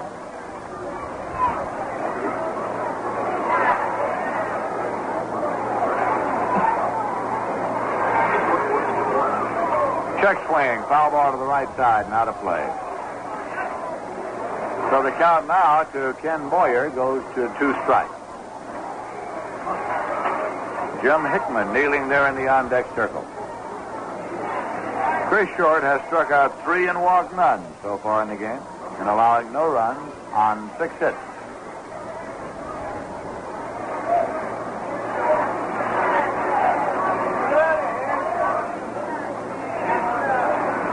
This will be a 2-strike delivery with Hunt leading at first base and nobody out. Here's a swing and a miss.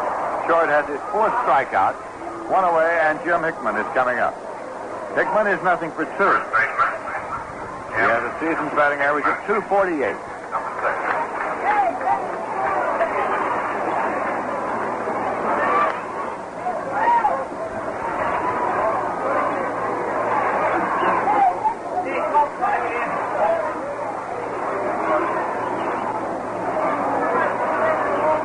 Chris Short taking a moment before getting ready to work to Jim Hickman.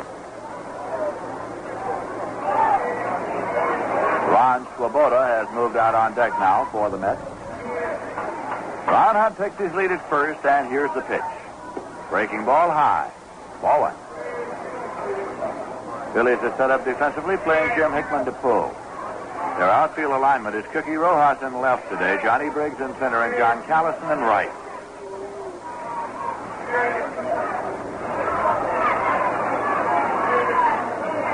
This will be a 1-0 offering. And it's in for a called strike, 1-1.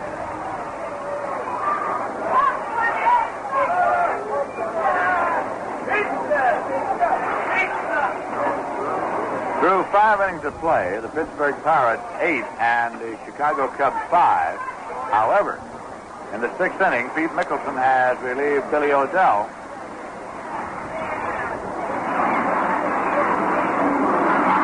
Here's a pitch that is in for a called strike. It's 1-2.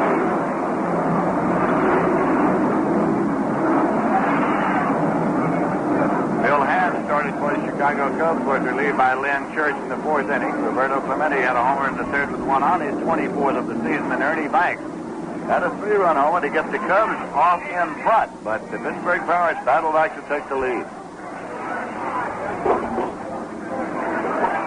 This is a 1-2 pitch. Foul back off the screen and out of play. The Chicago Cubs did not score in the 6th inning.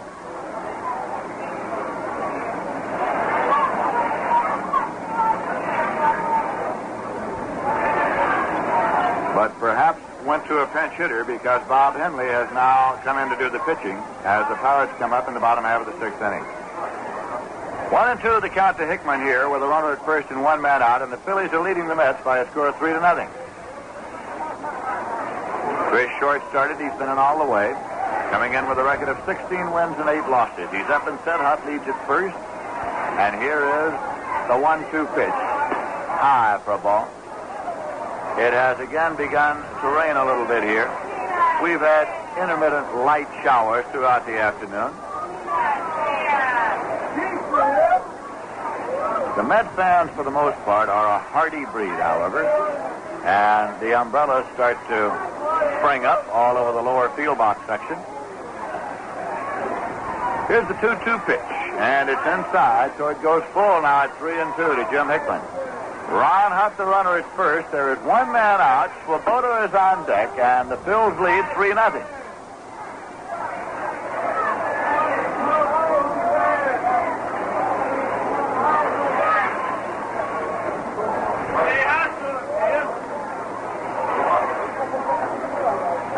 Now Chris Short looks in to take the sign.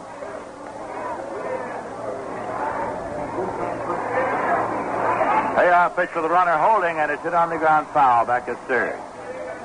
Here's the paid attendance for this afternoon, 17,770.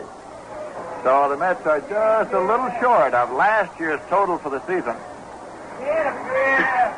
They needed 18,561 to equal last year's total for the season, which was 1,768,389.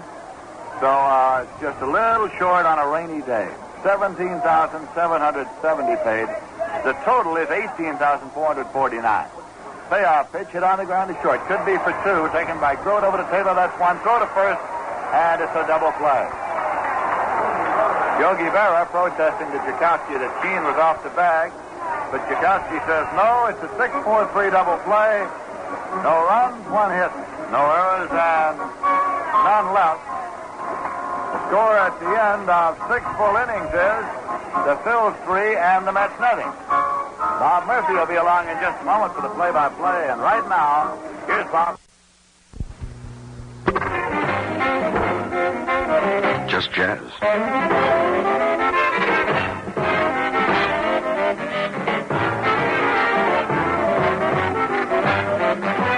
However you enjoy your kicks and jazz, we feel certain that you'll get your fill on the weekly program Just Jazz, heard over WGY. The program is heard usually on Tuesdays from 8 to 11 in the evening. But during the Mets baseball season, the show is heard on other nights of the week. In any case, Just Jazz is heard one night each week. Suggestion: send your name and address to Just Jazz Schedule, care of WGY in Schenectady, New York. And by return mail, you'll have the listings of each of the Just Jazz programs throughout the summer. This is Randy English. Be advised, it's cool, it swings, it's for you, and it's just jazz. Here at 810 on your radio dial.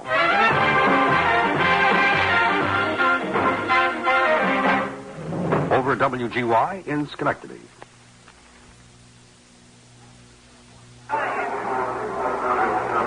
Johnny Callison will be up against Bob Friend as we go to the seventh inning. In the fourth inning at St. Louis, Tito Fuentes, the Giants shortstop, has hit a two-run homer. And the Giants now are leading the Cardinals 6-0 after 3.5 innings. Fastball is high, 1 ball and no strikes.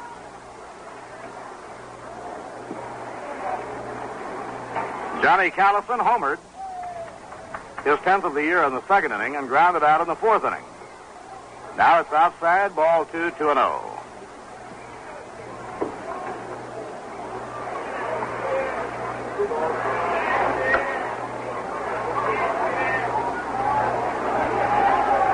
The Los Angeles Dodgers got 3 runs in the third inning at Cincinnati. Breaking the deadlock, and the Dodgers now lead the Reds 5-2 after 2.5.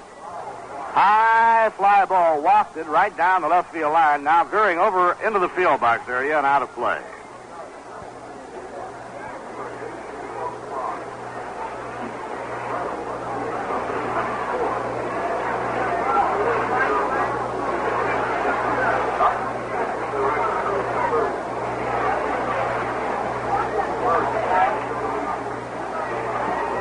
Left-hand hitter Johnny Callison leads the National League in 2 base hits. Last year he hit 32 home runs, so his home run production has been drastically off this year. Ball 3, it's 3-1.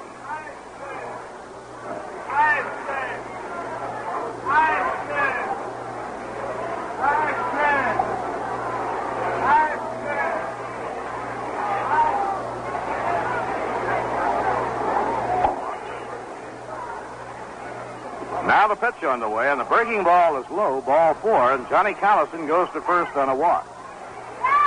Right here we pause for station identification. This is the New York Mets Baseball Network. This is WGY, 810 on your dial, Schenectady, New York.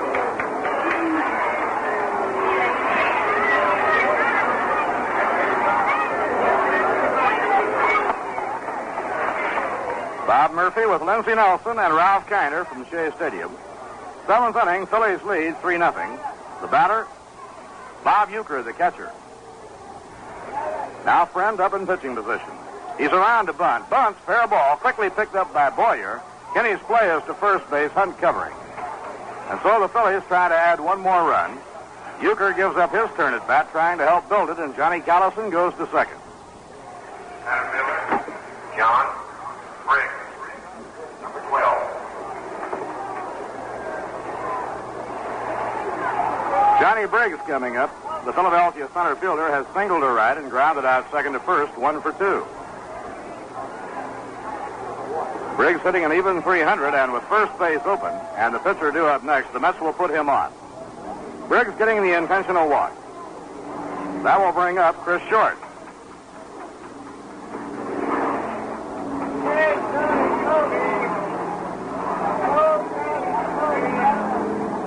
Pittsburgh leading Chicago 8-5 after 5.5 innings. The Giants well in front of St. Louis 6-0 after 3.5. And the Dodgers leading Cincinnati 5-2 after 2.5 innings. So the top 3 teams in the National League are all winning at the moment. The Braves lead the Astros 1-0 after 3.5 on a home run by Eddie Matthews. Now the hitter is Chris Short. Chris has flied to center and been thrown out on a fine fielding play by Ed Brasseau. Again, the Mets have the defense against the possibility of the bunt. The on-deck batter now is Tony Taylor.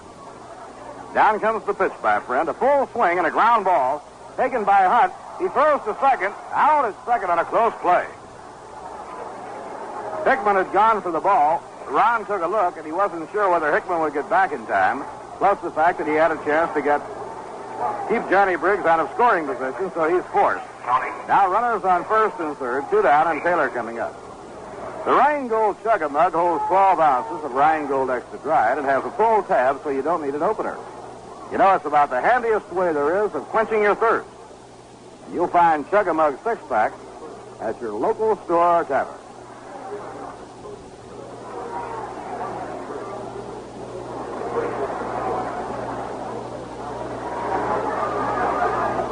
Tony Taylor hitting with runners on first and third, 2 down. The pitch by a friend, a fastball for a strike. Phillies 3 runs, 7 hits and 1 error. New York no runs, 6 hits, no errors. Tony Taylor hitting at 246 has 1 for 3.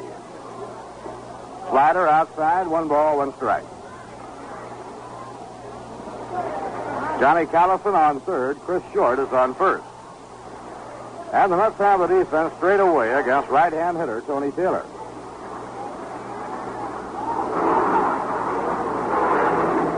Just under the knees, 2 balls and 1 strike.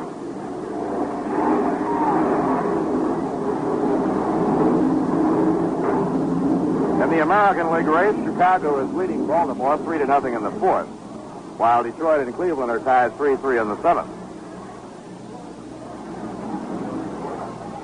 2-1 delivery. Ground ball hit slowly to shortstop. Boyer tries to cut it off. Brissou up with it, throws to second. Force play on short, and the side is out. In the 7th, no runs, no hits, no errors, 2 left on. 7th inning stretch time for the Mets fans at the end of 6 1/2. The Phillies 3 and the New York Mets nothing. Now here's the word from Rheingold. I'm back.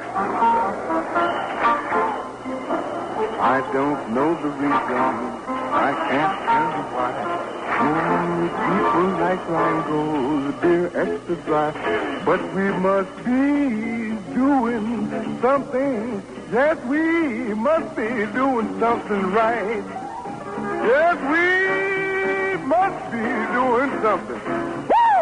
We must be doing something right.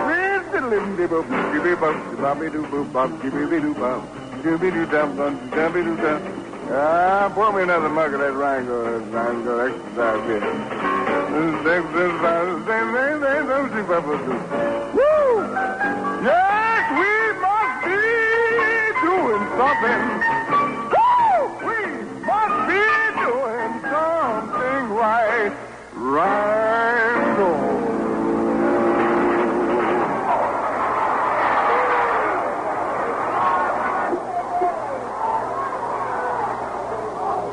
Last half of the 7th inning, Ron Swoboda leading off against southpaw Chris Short.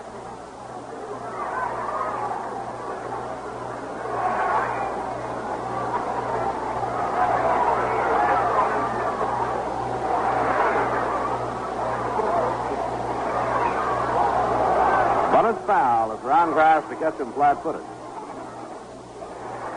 Ed Brissou on deck and then Billy Murphy.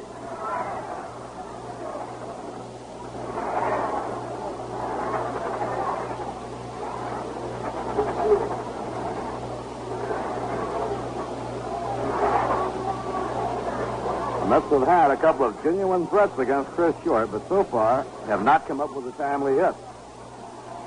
Now the pitch on the way. Inside of the knees, 1 ball and 1 strike. Their best threat came in the 5th inning when Ed Brissou and Billy Murphy led off with extra base hits. Putting runners on second and third, nobody out, but Short bailed himself out. He struck out Grudy and pinch-hitter Hawk Taylor and got Jones on a deep fly to right. Ground ball to Short, fielded by Dick Gross. He whips it to Harvey Keene, 1 man down in the 7th inning.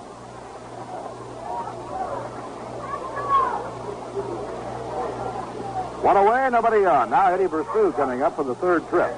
He doubled his last time at bat. Ed has 1 for 2.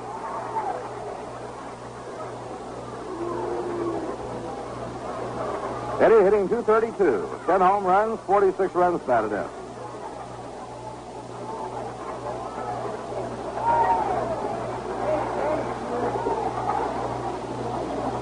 Change up, a swing and a miss.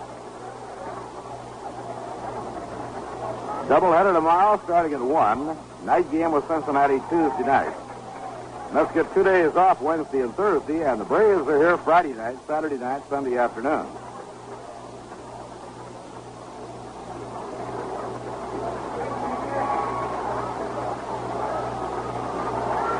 Billy Murphy will be hitting next. Billy times a couple of swings from the on-deck circle. Outside and a high, 1 ball, 1 strike. Don Drysdale left that game in Cincinnati as the result of his knee popping out, not serious. But he had to leave the game, and Ron Peronowski took over. Shortly after, right before the Dodgers had scored their 3 in the top of the 3rd inning. Now it's in for a strike, 1-2. So the Dodgers are leading Cincinnati 5-2 at the end of 3. Peronowski is pitching in relief of Drysdale. Notabart is working in relief of Sammy Ellis. Line drive in the air to left field, coming in fast as Rojas. He has to play it on the hop. It's a base hit for Ed Brusou, his second of the game.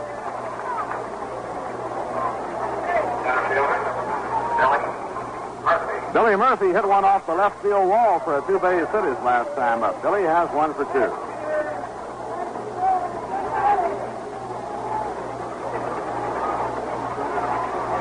In Pittsburgh, the Cubs jumped off to a big 5-0 lead early. But the Cub pitching unable to hold that heavy hitting of the Pittsburgh Pirates. Pittsburgh now in front 8-5.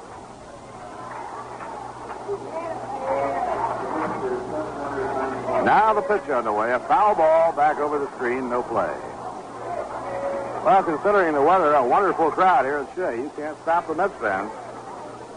17,770 paid. They are now just 791 admissions, shy of their total attendance figure for all of last year.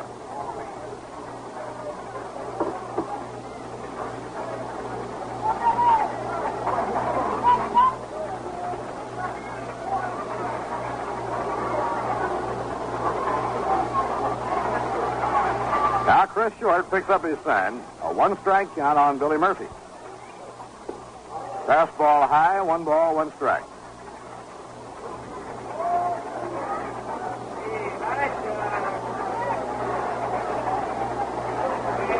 Tomorrow, the Dodgers and Giants will open a big series in Los Angeles, their last meeting of the year, the final 3 games. The Dodgers lead the Giants in the season series 8-7. The 1-1 pitch to Billy Murphy is inside, ball 2-1.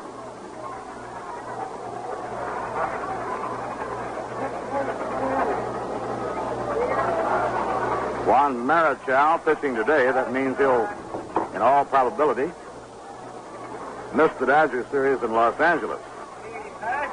The Dodgers have never beaten Marichal at Candlestick Park. They have beaten him in Los Angeles. 3-1 on Billy Murphy.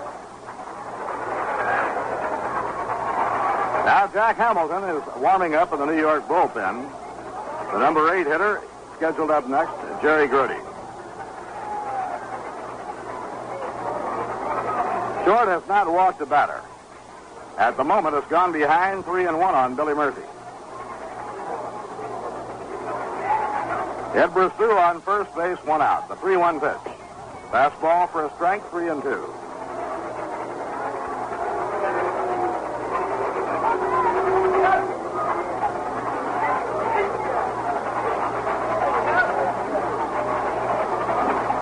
Philadelphia with the infield and the outfield straight away now against Billy Murphy. Harvey Keene holding against Ed Brusou at first. And the pitch on the way. Foul ball going out of play off to the right over into the field box area.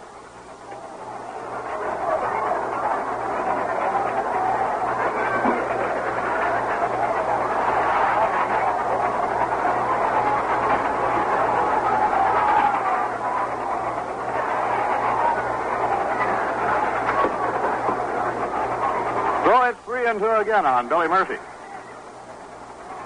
New York trailing 3-0, last of the 7th inning.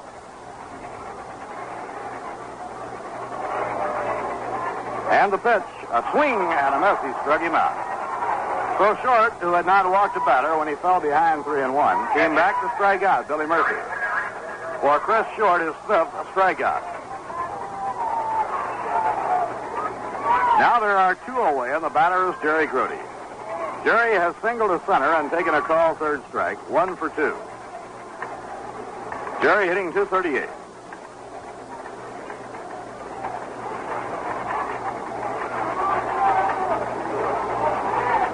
Change up, a foul ball lifted back over the upright screen. No play, and it's strike one.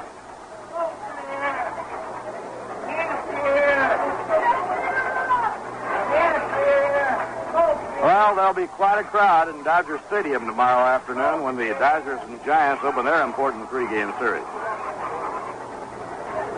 Pittsburgh has opened up a two-game lead. The Pirates, however, face a rough going. They will play 14 of their last 17 games on the road. In the last 10 days, they will have 7 meetings with the Giants.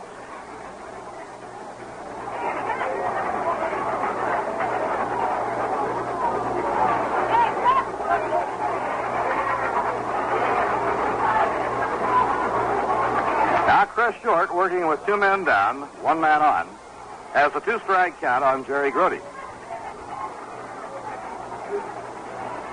And it's inside. Check the count. 1 ball, 1 strike.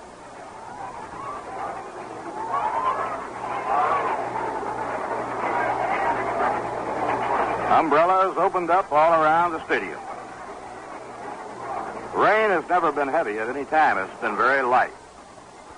The 1-1 pitch. A swing and a miss on a slow curve. 1 ball and 2 strikes.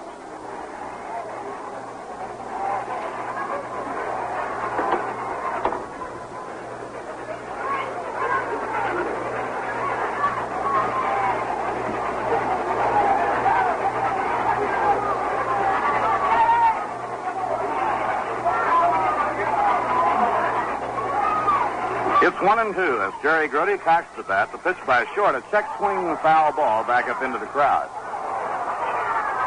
Ball starts bouncing around.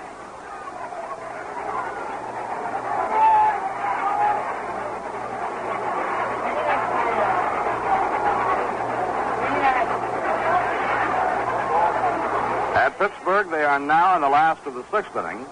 The Pirates leading Chicago 8-5. Last of the 5th inning in St. Louis. The Giants lead the Cardinals 6-0. The last of the 4th inning in Cincinnati. The bottom half of the 4th just completed. The Reds did not score. They go to the 5th inning. The Dodgers leading Cincinnati 5-2. A smash into right. A base hit by Jerry Grudy. Ed Brasseau goes to second and stops there as Callison plays the ball in. Now, Bob Friend is scheduled up, but Larry Elliott is coming out of the dugout to bat for him.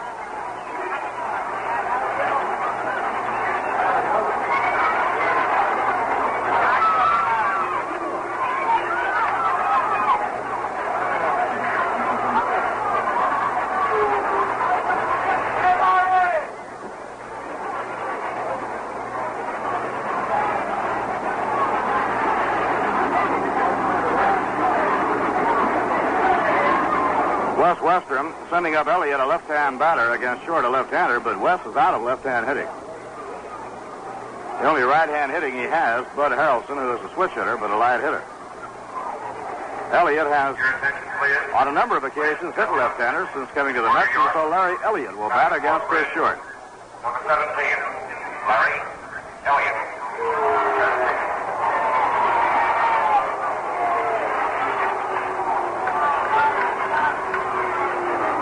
When the opposing team starts a left-hander and Wes uses his right-handed batting lineup, it leaves the bench just about void of right-hand pinch hitting.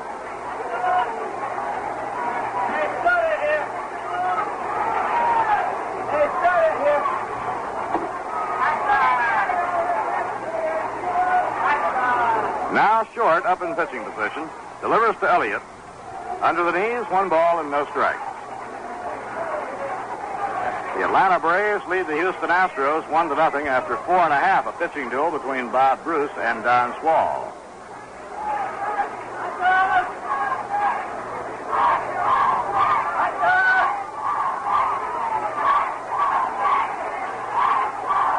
Now 2 runners take a lead, 2 men down. And the pitch to Elliott is outside and low, 2 balls and no strikes.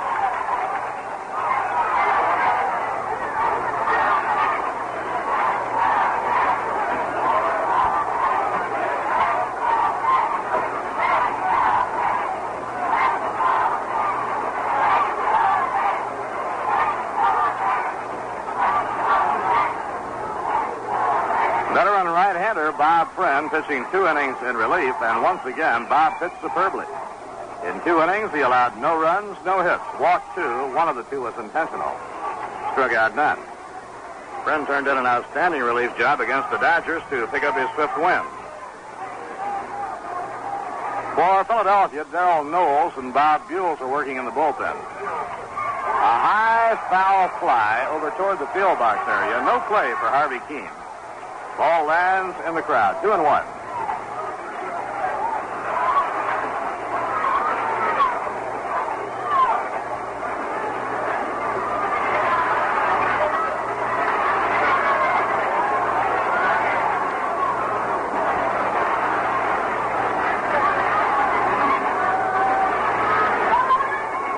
St. Louis scored a run off Juan Marichal in the 5th inning at St. Louis. The Giants lead 6-1 at the end of 5. Marichal trying to win his 21st game. Now the 2-1 pitch. A foul ball back into the screen.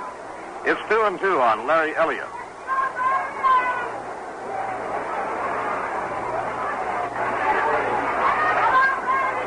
Sandy Koufax got credit for his 22nd win last night.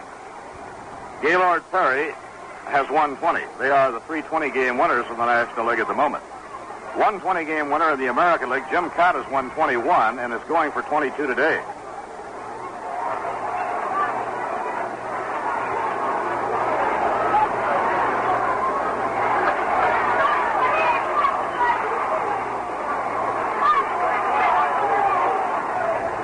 Two outs and 2 on. Last of the 7th inning, Larry Elliott facing Chris Short. And the pitch low outside, ball 3. So it's 3-2 on Larry Elliott. This time the runners will be going. Eddie Brosseau is on second, Jerry Grudy on first. The Mets have now out-hit the Phillies in this game 8-7. But the Phillies have had the timely hit, and they lead 3-0. The runners go, and the pitch, ball 4 to load the bases. And Short did not like the call, nor did Bob Uecker. They're both fussing a little bit with John Kibler. So Cleon Jones will come up with the bases loaded.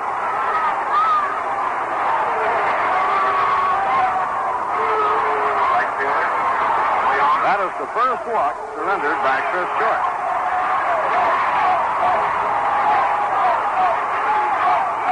Cleon came up in the 5th inning with runners on second and third, 2 men down. He made a strong bid. He hit a fly ball that put Callison right up against the wall in deep right field, but it was caught.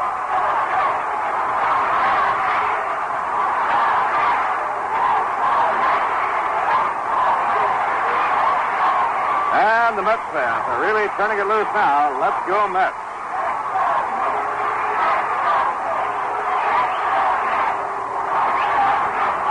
Bases loaded, 2 men away. Short into his windup.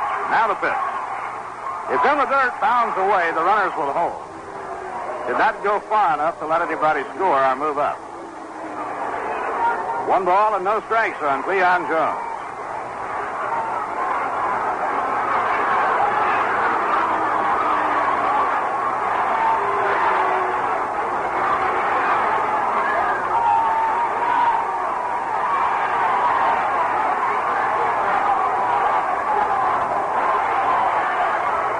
Chris Short taking a moment to dig some of the mud out of his spikes for firmer footing. Ed Brosseau is on third, Jerry Grudy on second, Larry Elliott on first, and 2 men down.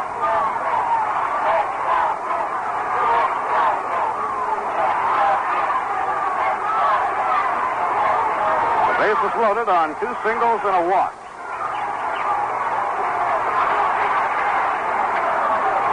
Short working very deliberately. Now into his windup. The pitch, ground ball to shortstop. Dick Grote has it. He throws to Taylor covering. 4th play on the side is out. 3 men left on. In the 7th, no runs, 2 hits, no errors, 3 left. The Mets have now had 7 left on in the first 7 innings. At the end of 7, Philadelphia, 3 runs, 7 hits, and 1 error. The New York Mets, no runs, 8 hits, and no errors.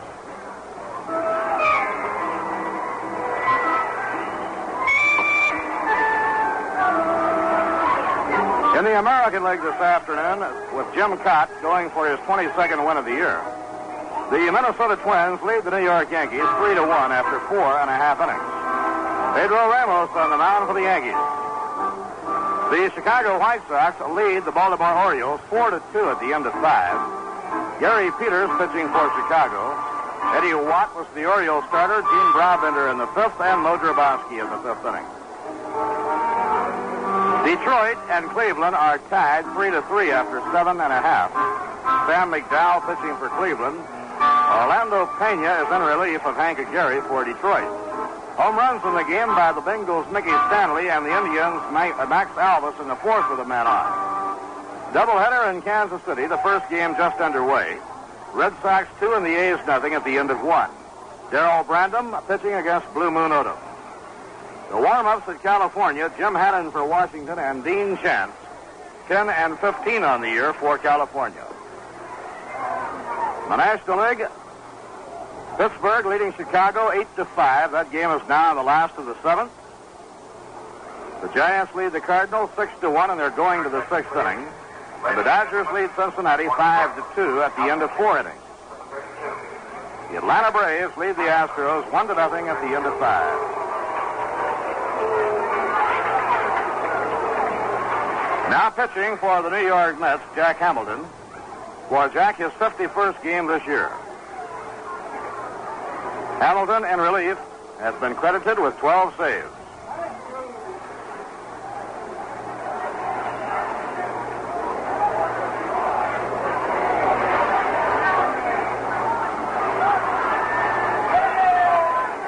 Tony Gonzalez, a left-hand hitter, with the Mets now pitching a right-hander, Jack Hamilton, will bat for Cookie Rojas. Rojas, a right-hand hitter, so Gonzalez, a left-hand batter, is up to hit for him. Batting for Rojas, number 25, Tony Gonzalez, number 25. Rojas had 1 for 2 in a sacrifice while he was in the game. So we go to the 8th inning. The Phillies still out in front 3-0. Now the wind-up and the pitch by Hamilton. His fastball is down the middle, strike 1. For New York, Tug Mcgraw worked the first 5 innings. Tug gave up 3 runs, allowed 7 hits, walked none, and struck out 1.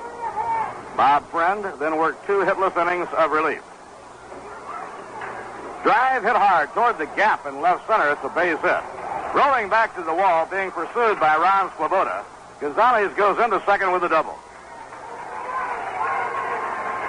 So a leadoff double in the 8th by Gonzalez, and before Grote steps in, we pause for station identification. This is the New York Mets Baseball Network. This is WGY 810 on your dial in Schenectady, New York.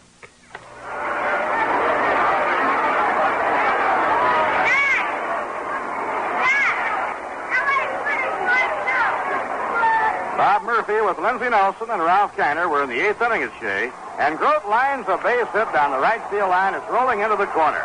Rounding third and scoring is Gonzalez, and Grote around second is on his way to third. The relay by Ron Hutt, the slide, and he's safe. A run-scoring triple by Dick Grote. So Hamilton has faced 2 hitters. Gonzalez doubles to left center, and Grote triples to right. Both hitting the ball to the opposite field.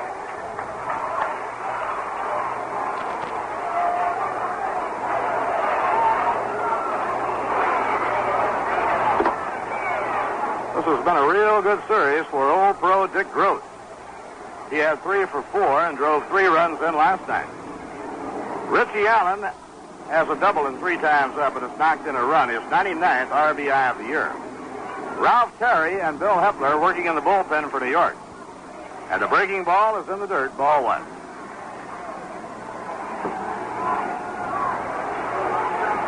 Bills now are in front 4-0.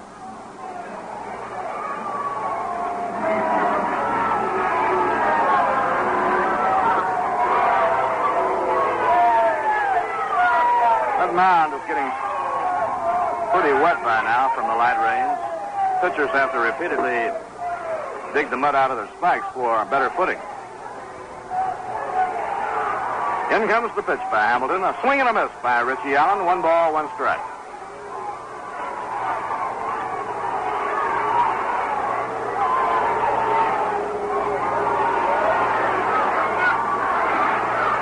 Richie has 5 for 12 in this series and 5 runs batted in. Outside and high, 2-1. The Giants scoreless in the 6th inning. After 5 1/2, the Giants lead the Cardinals 6-1 behind Marichal. The Dodgers added another run in the 5th inning. They now lead Cincinnati 6-2 at the end of 4 1/2. Karanowski in relief of Drysdale. Curve just missed. It's 3-1. And they go to the 8th inning in Pittsburgh with the Pirates leading Chicago 8-5.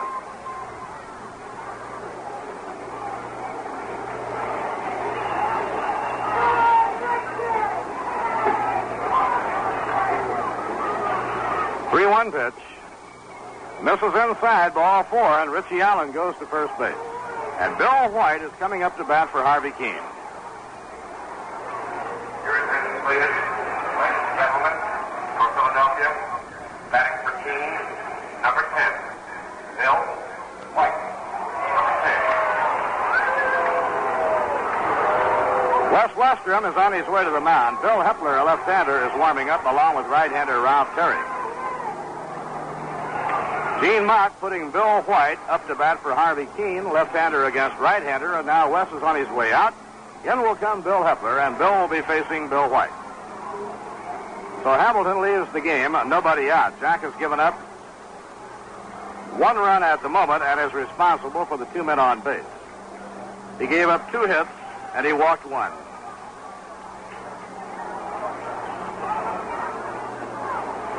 Billy Hepler coming in the 8th.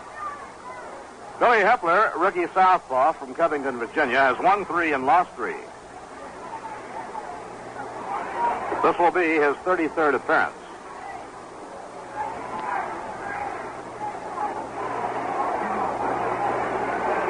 Billy's last outing was in the opener of this series when Jim Bunning shut out the New York Mets. Bill worked 1 inning of that game. Allowed no runs, gave up 1 hit.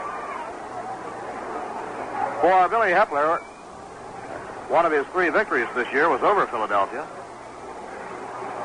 He won in relief over the Phillies, a game the Mets won 6-5 on August 21st.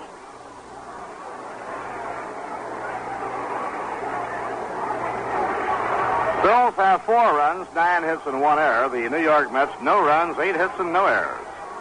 This is the last game of the year between the Mets and the Phillies. If the Phillies win it, they'll take the season series 11 games to 7.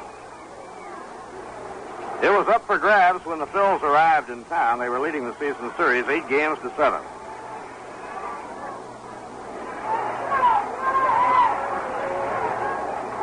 And we're going to get a new first base cushion before play resumes.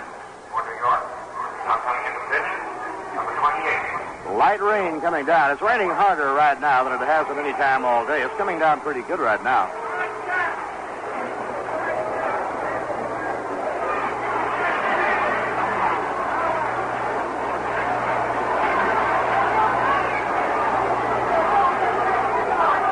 When we resume play, the Phillies have runners on first and third, nobody out. Phil's in front by a score of 4-0.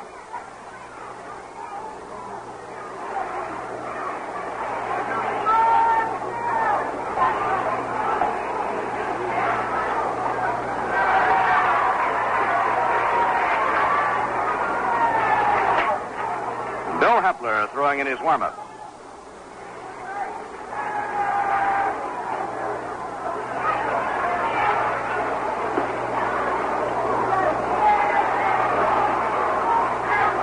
Tomorrow, with the Giants and Dodgers opening a series in Los Angeles, they are playing a single game late tomorrow afternoon. The Pirates remain at home, and they have a Labor Day doubleheader against the Atlanta Braves. The Pirates will play a 4-game series in Pittsburgh against the heavy-hitting Braves. That could be a tough series. They will play 2 tomorrow in Pittsburgh and then play Tuesday night and Wednesday night. Meanwhile, the Giants and Dodgers are playing 3 single games in Los Angeles, a day game tomorrow, and night games on Tuesday night and Wednesday night. The Pirates will be home all week. After the Atlanta series, they have a series at home against St. Louis. The Giants and Dodgers will be home.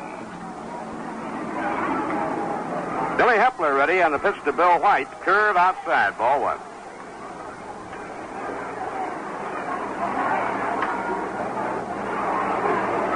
While the Pirates are playing Atlanta and the Giants and Dodgers are playing each other. The Phillies will be in Chicago. They might pick up some ground. Foul ball off, no play. Things finish up the way they are going right now. The Phillies will not gain on anybody today because all three of the contenders are out in front. The Pirates are winning, the Giants are winning, the Dodgers are winning, but they're not over yet. The 1-1 pitch. Up high to Bill White, 2-1.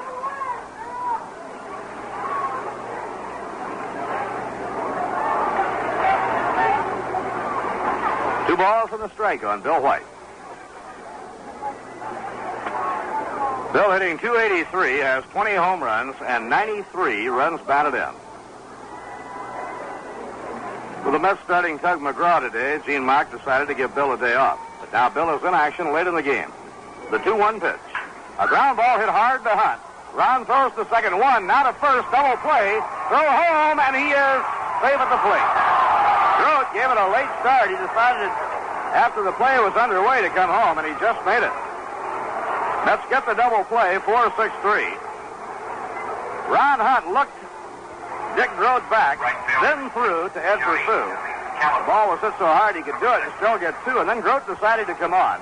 And he just did beat the throw by Jim Hickman. No RBI on the play. Phillies now lead 5-0.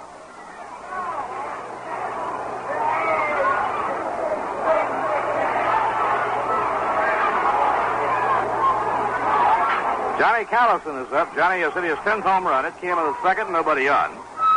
Grounded out in the fourth and reached on a walk in the seventh. This was the first time the Phils have scored more than one run in any inning. And they now lead 5-0. Curve misses outside.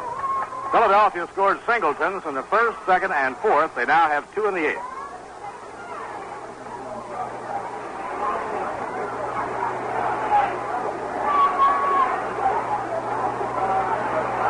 Bill Hepler winding. Pitch to Callison, a ground ball down to Hickman right through his legs and into the outfield. Callison around first is headed for second. He'll make second base standing up. It's an error on Jim Hickman.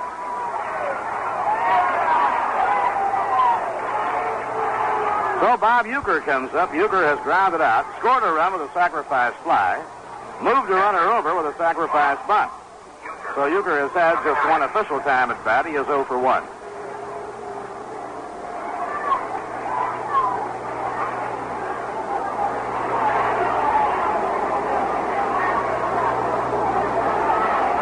Well, the bat handle's a little bit slippery, and so Bob Uecker asked for time for a moment to get the rosin bag.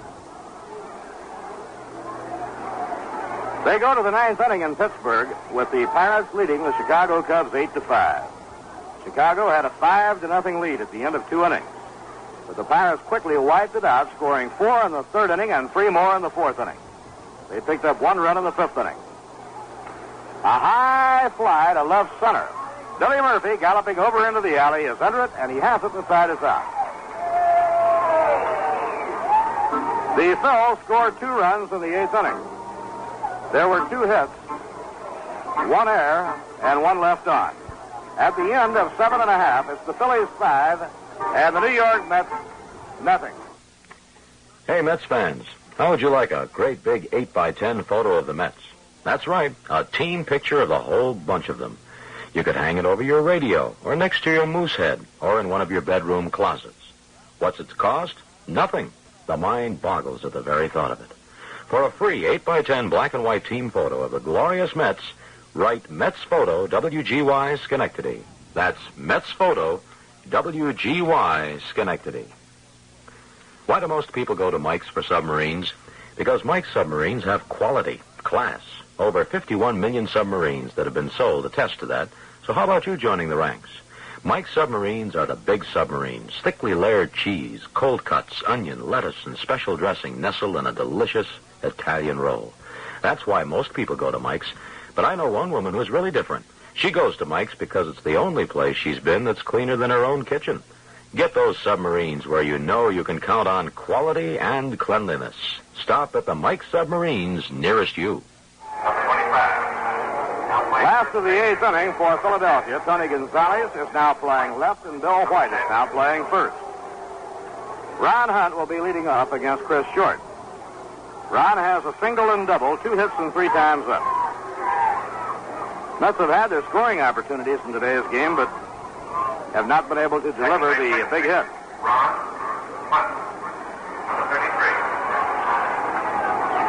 In the last of the 5th inning at Cincinnati, with the Dodgers leading Cincinnati 6-2. The Reds may have something going. Karanowski has gone out. Bob Miller has come in. At St. Louis, the Cardinals in the 6th inning scored another run off Juan Marichal. At the end of 6, the Giants lead St. Louis 6-2. The Pirate game is now in the 9th. Outside and high, ball 1.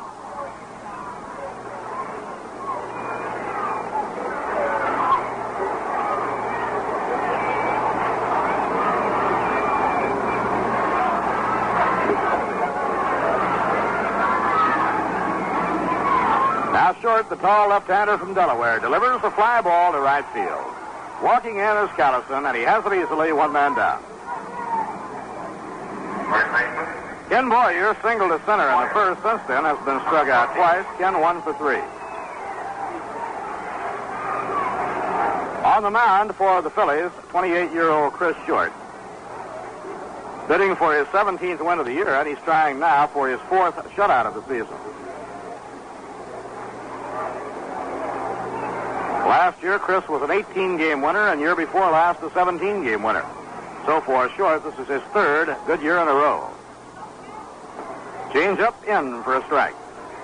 He has thrown Boyer and Hickman a lot of change-ups.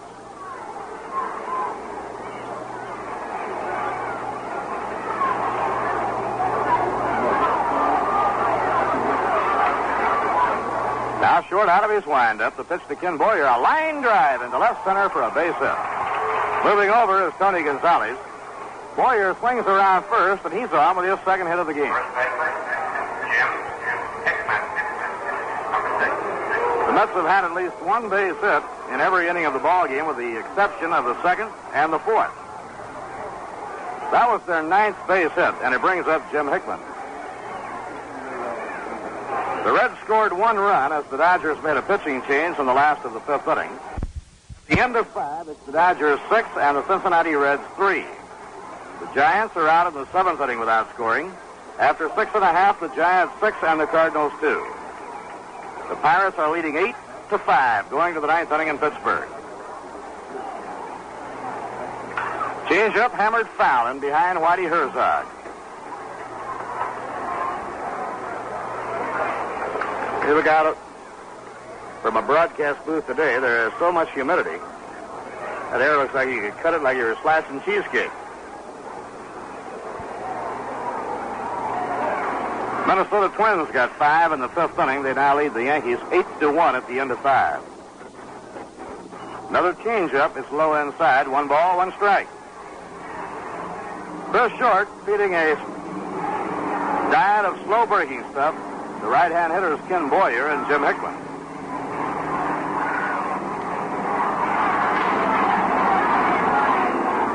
One out and 1 on, last half of the 8th inning. Another slow one, inside, ball 2. It's 2-1.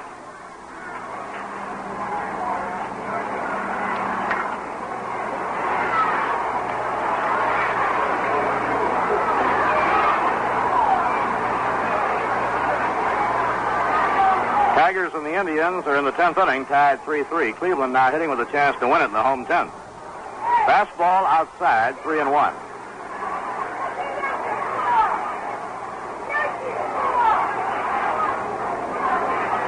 Baltimore has been chipping away at the White Sox lead.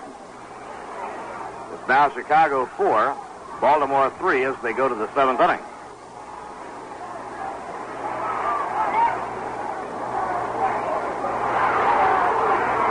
Ron Swoboda is the on-deck batter. Short with a count of 3-1. Delivers low outside, ball 4, and the Mets have 2 men on. That's the second walk given up by Chris Short. Now Ron comes up for his fourth time at bat. He has gone 0 for 3. 2 infield pop flies, and he grounded out short to first.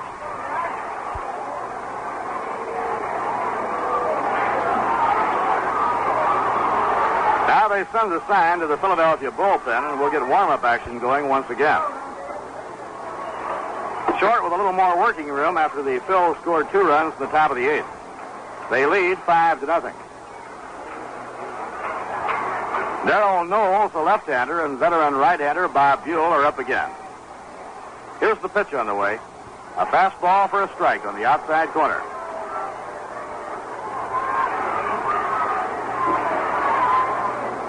This ball game has long since been an official game after it reached the end of 5. Had the game been rained out today, about the only place the game could have been made up would have been on Thursday afternoon.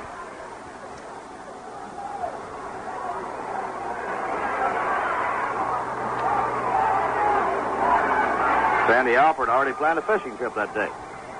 Here's the pitch on the way. Inside and low, it's 1 ball, 1 strike.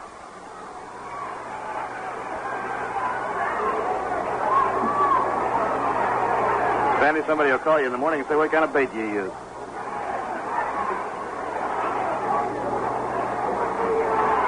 Where Sandy goes to get him, they jump right in the boat. Now the 1-1 delivery. Change up, hits foul, going back toward the dugout. 1 ball and 2 strikes.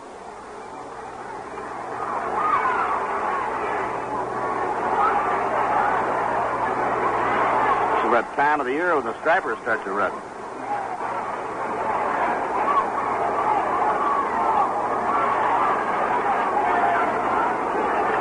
Ed Brosseau kneeling in the on-deck circle.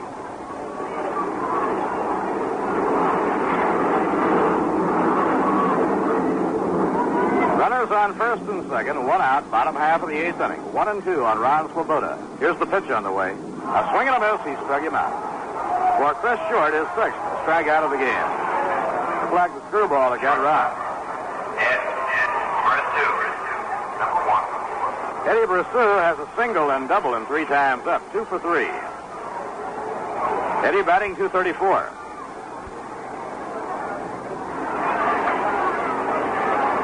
It's all over in Pittsburgh, and the Pirates are assured of remaining at least 2 games out in front. They defeated Chicago 8-5, and they had to put their bats to work to win it. They were trailing 5-0 at the end of 2 innings. Foul ball out of play. Harry Walker used 6 pitchers at Forbes Field today as the Pirates beat Chicago 8-5. Woody Fryman went out in the first. Cardwell came in. McBean in the 4th. Odell in the 5th. Mickelson in the 6th. And Pace in the 9th inning. When McBean came on in the 4th, the Pirates were 1 behind. When Odell came on in the 5th, Pittsburgh had gone in front. Inside and low. That Pirates bullpen has really done heavy duty all year. McBean was the winner. He came on in the 4th, and Odell came on in the 5th. So it was a short stint for Al McBean, but his timing was good. The loser was Len Church. The 1-1 delivery. Foul ball out of play, 1-2.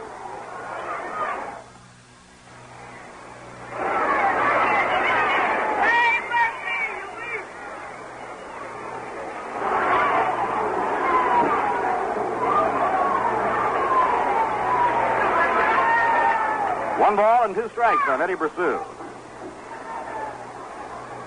Well, the Orioles keep chipping away at that White Sox lead, and they've caught them. They got a run in the 7th inning, so now it's tied up 4-4.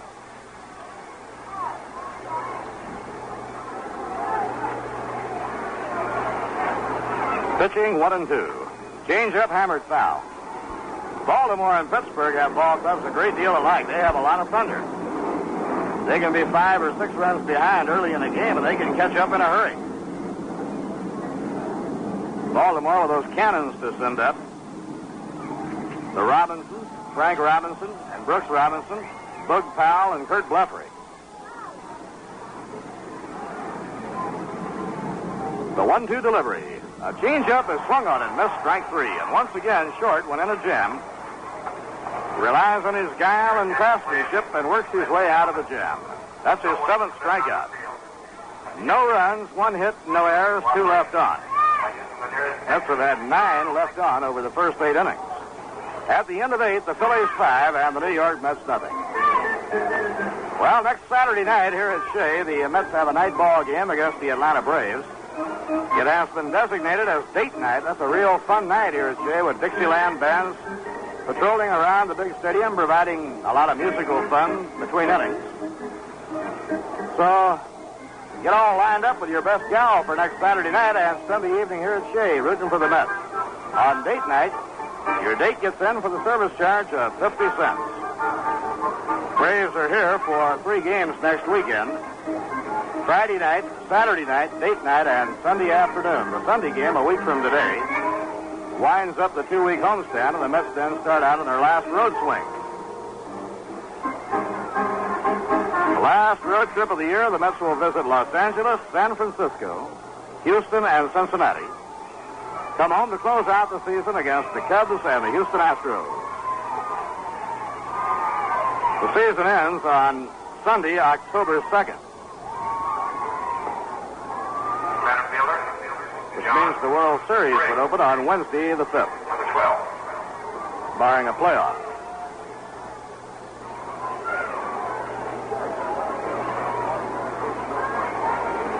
Ninth inning, Johnny Briggs up against Billy Hepler.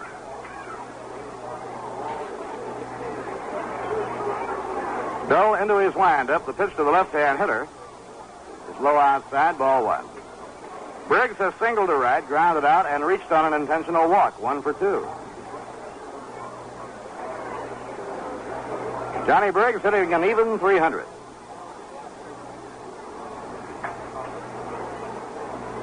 Next pitch by Hepler, a swing and a miss. Breaking ball down around the knees. 1 ball, 1 strike.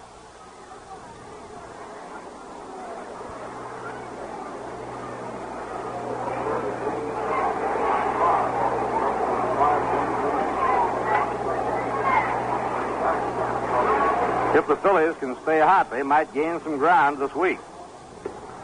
Outside the high, it's 2-1. They need a good hot streak. But this week, the Pirates are playing Atlanta and St. Louis. The Giants and Dodgers playing each other starting tomorrow in Los Angeles. A swing and a miss by Briggs, 2-2.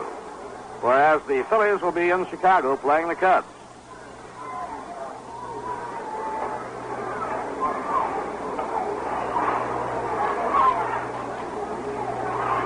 Pitching 2-2. Let up on, it's outside. A full count on Johnny Briggs.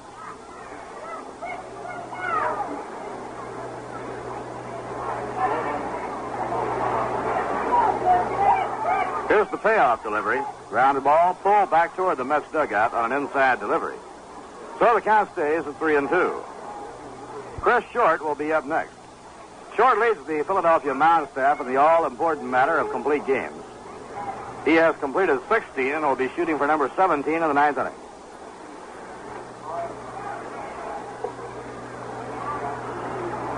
Pitching 3-2. A towering pop fly into shallow right. Backpedaling is Ron Hunt. He draws a beat on it and makes the catch, 1 down.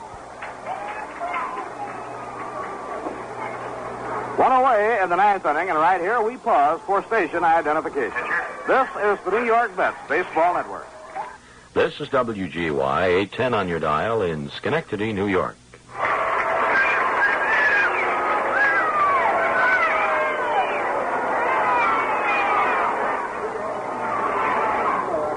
Bob Murphy with Lindsey Nelson and Ralph Kinder from Shea Stadium. 9th inning with the Phillies in front 5-0. And the pitch to Short is outside, ball 1.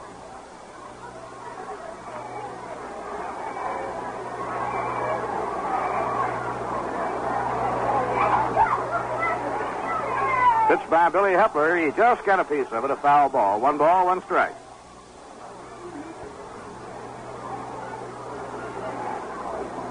Dick Grote had 3 for 4 last night and knocked 3 runs in, and Dick is the only player in the Philly lineup with more than 1 hit today. A line drive fair right down the right field line. It practically landed right on the line. Short around first is going for 2. Throw by Cleon coming in, not in time. A double to right. Phillies have had the extra base hit barrage going today. Short now, 1 hit and 4 times up. Second baseman, Tony Taylor, number 8. Philadelphia has had 4 doubles, 1 triple, and 1 home run. So 6 of their 10 hits have been extra base hits.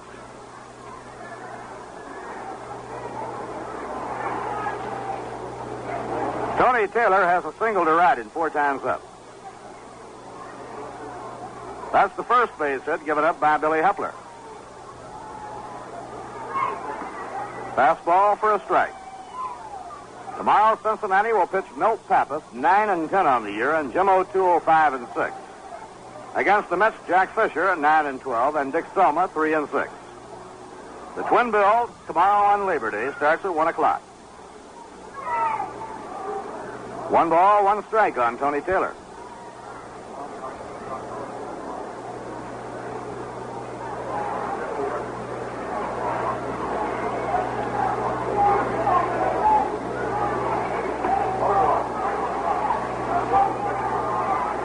The 1-1 pitch, inside and high, is 2-1.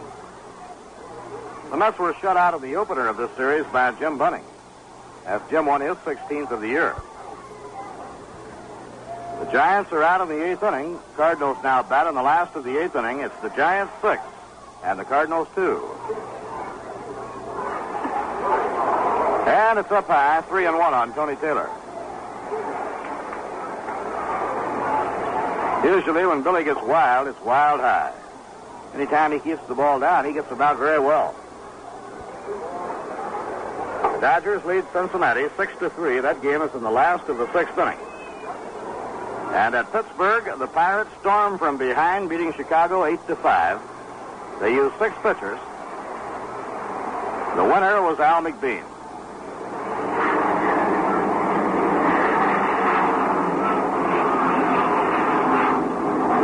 Pitching 3-1. Outside, ball 4. Tony Taylor reaches on a walk. Left fielder. First walk surrendered by Billy Hepler, and now it brings up Tony Gonzalez. Gonzalez batted for Rojas in the 8th inning and doubled to deep left center.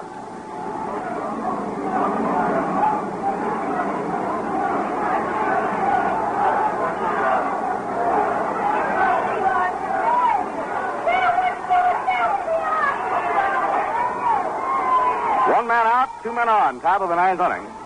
Fastball at the knees, strike 1.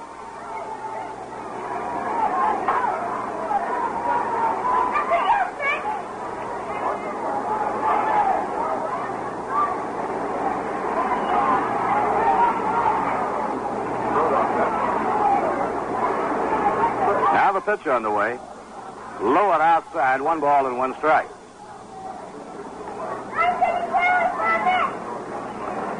That field is really saturated now. This has been one of those light but consistent rains that really soaks up. For every gardener in the area, they'll be delighted.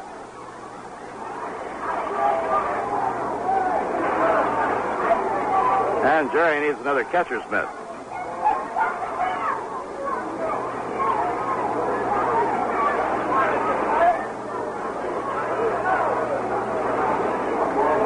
A day like today is tough on a pair of spikes.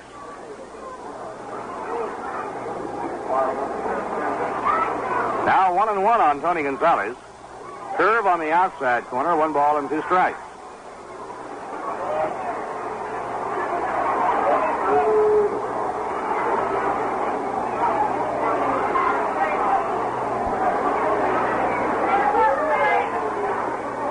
Tony Gonzalez batting .287.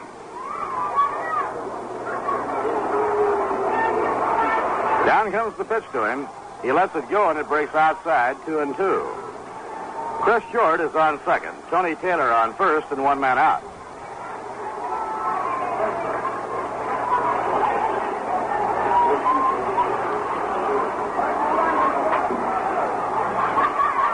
Pitching 2-2. Just got a piece of it, a foul ball. The count remains the same.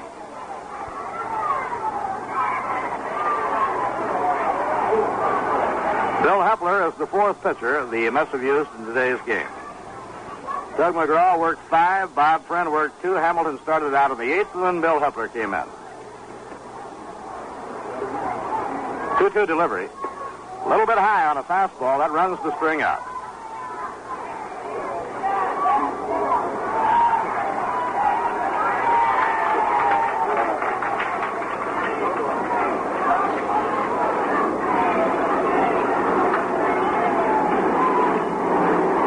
It's 3-2 on Tony Gonzalez. He hits the left field a great deal. They play him astride that way. Ground ball hit toward the hole at shortstop. Rasul up with it, throws to second, not in time. A throw to third, he's out. Short, cut off at third. The play was safe at second. Hunt came across the bag too soon. Tony Taylor was safe at second, and Ron Hunt alertly whipped the ball to Boyer. Short rounding the bag, trying to scramble back, was tagged out. Throw. Number 24.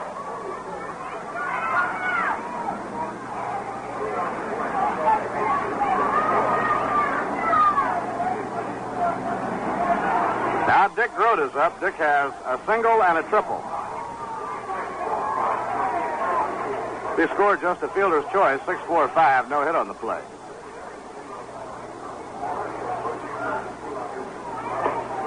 And the fastball is over to Dick Grudy. Not an easy play to score because there was no assurance that Ed Brassu could have thrown out Tony Gonzalez, and his throw to second base was not in time to get Tony Taylor.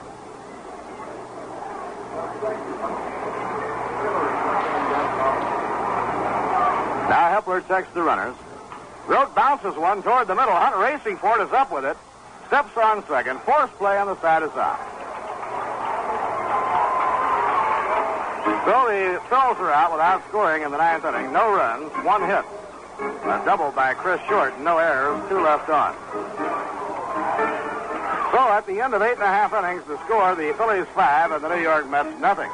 This is WGY News.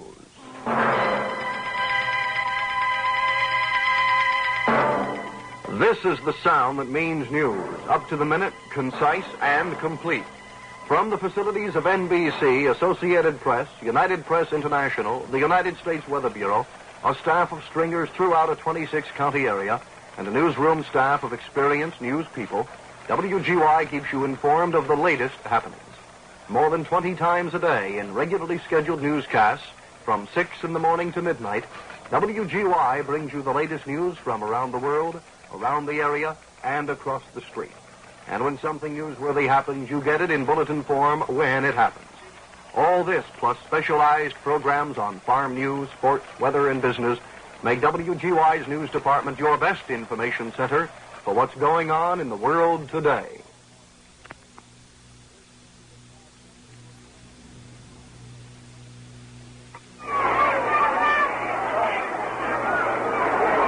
Now the last of the ninth inning, Billy Murphy will be leading off against Chris Short. They go to the 7th inning at Cincinnati with the Dodgers leading Cincinnati by a score of 6-3. They're in the last of the 8th inning in St. Louis. The Giants lead the St. Louis Cardinals behind Marichal 6-2. Pittsburgh down Chicago 8-5. The Atlanta Braves lead the Houston Astros 2-0, and they're in the last of the 8th in Atlanta.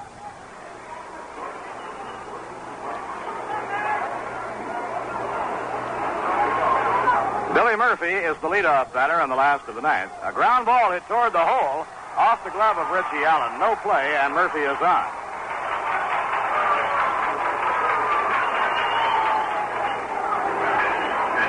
That's a base hit for Billy Murphy, his second of the game.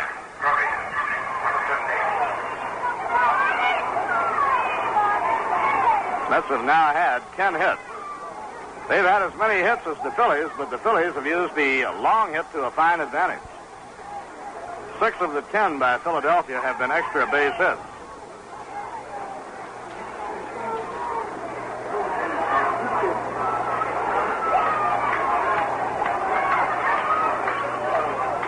Jerry Grudy is up against Chris Short. Phil's in front, 5-0, bottom half of the ninth inning. Now the pitch by Short, outside, ball one.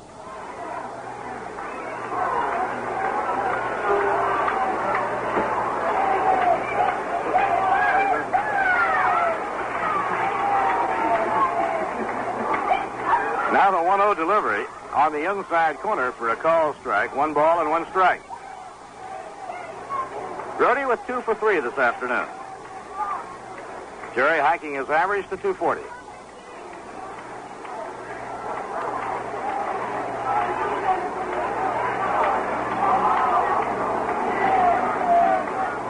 The dirt part of the infield so saturated now from the rain, and particularly the mound.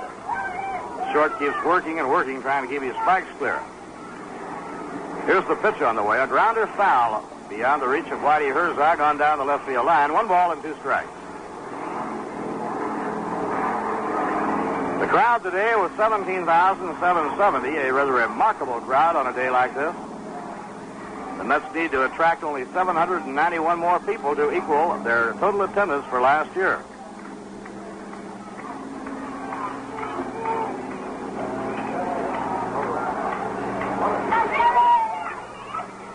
Pitching 1 and 2. And it's inside and low, 2 balls and 2 strikes.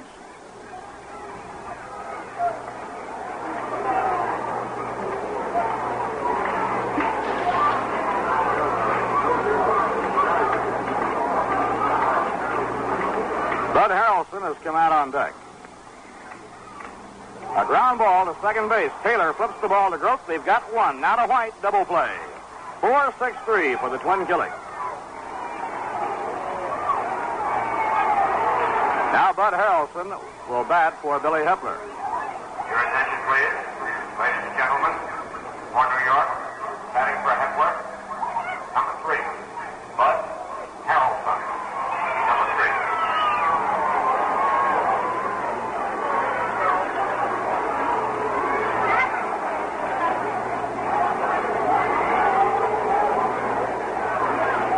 Bud Harrelson will be hitting right-handed against southpaw Chris Short.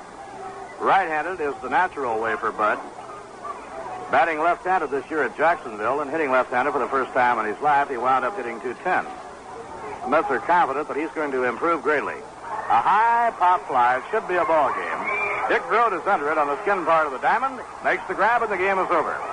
So the Phillies get their second shutout in this series. Bunning shut out New York Friday night, and Chris Short has just posted his 4th shutout of the year in winning his 17th ball game. In the ninth inning, no runs, 1 hit, no errors, and none left on. So Chris Short goes all the way, and that's his 17th complete game, by the way. And that's a lot. He leads the Philadelphia staff in that all-important department. He allowed no runs, and he literally scattered 10 hits. Short walked 2 men and struck out 7. And meanwhile, he was given solid support at bat by the Philadelphia Phils. The Phillies scored single runs in the 1st, 2nd, and 4th innings and added 2 more in the 8th inning for their 5 in the ball game. Their first run was driven in by Richie Allen, his 99th RBI of the year. Richie had quite a series. He had 5 hits and 5 RBIs, 3 home runs and 2 doubles. He doubled home the first run of the game, scoring Tony Taylor, who had singled. In the 2nd inning, Johnny Callison homered off Tug Mcgraw, his 10th home run of the year. That made it 2-0. In the 4th inning, Bob Uecker drove home Harvey Keene with a sacrifice fly. Harvey had doubled to left center. And then in the 8th inning, the Phillies picked up 2 more runs, Grote driving 1 in with a triple down the right field line. The other scored while a double play was being made. So the Phillies have taken the season series from the New York Mets, 11 games to 7. The Phils fly on to Chicago for a Labor Day doubleheader against the Cubs. The New York Mets have a doubleheader here tomorrow against Cincinnati. Milt Pappas and Jim O'Toole pitching for the Reds. And for the New York Mets, Jack Fisher and Dick Selma.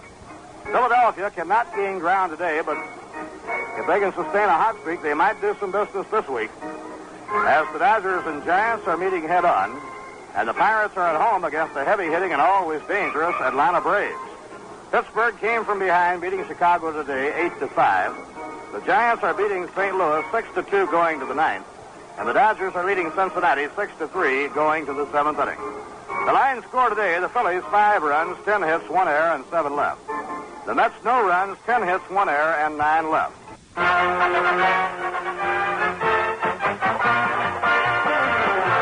And that's Mets baseball for today, brought to you by Rheingold, New York City's largest selling beer.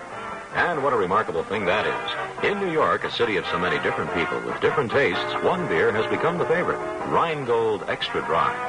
They don't know why so many people like their beer, but they must be doing something right. Today's game was also brought to you by WGY, your sports station for the great Northeast. WGY will bring you the full schedule of the Mets regular season games live from Major League parks throughout the country. Be with us tomorrow at 12:55 when we'll present another exciting New York Mets baseball game over 810 on your radio dial.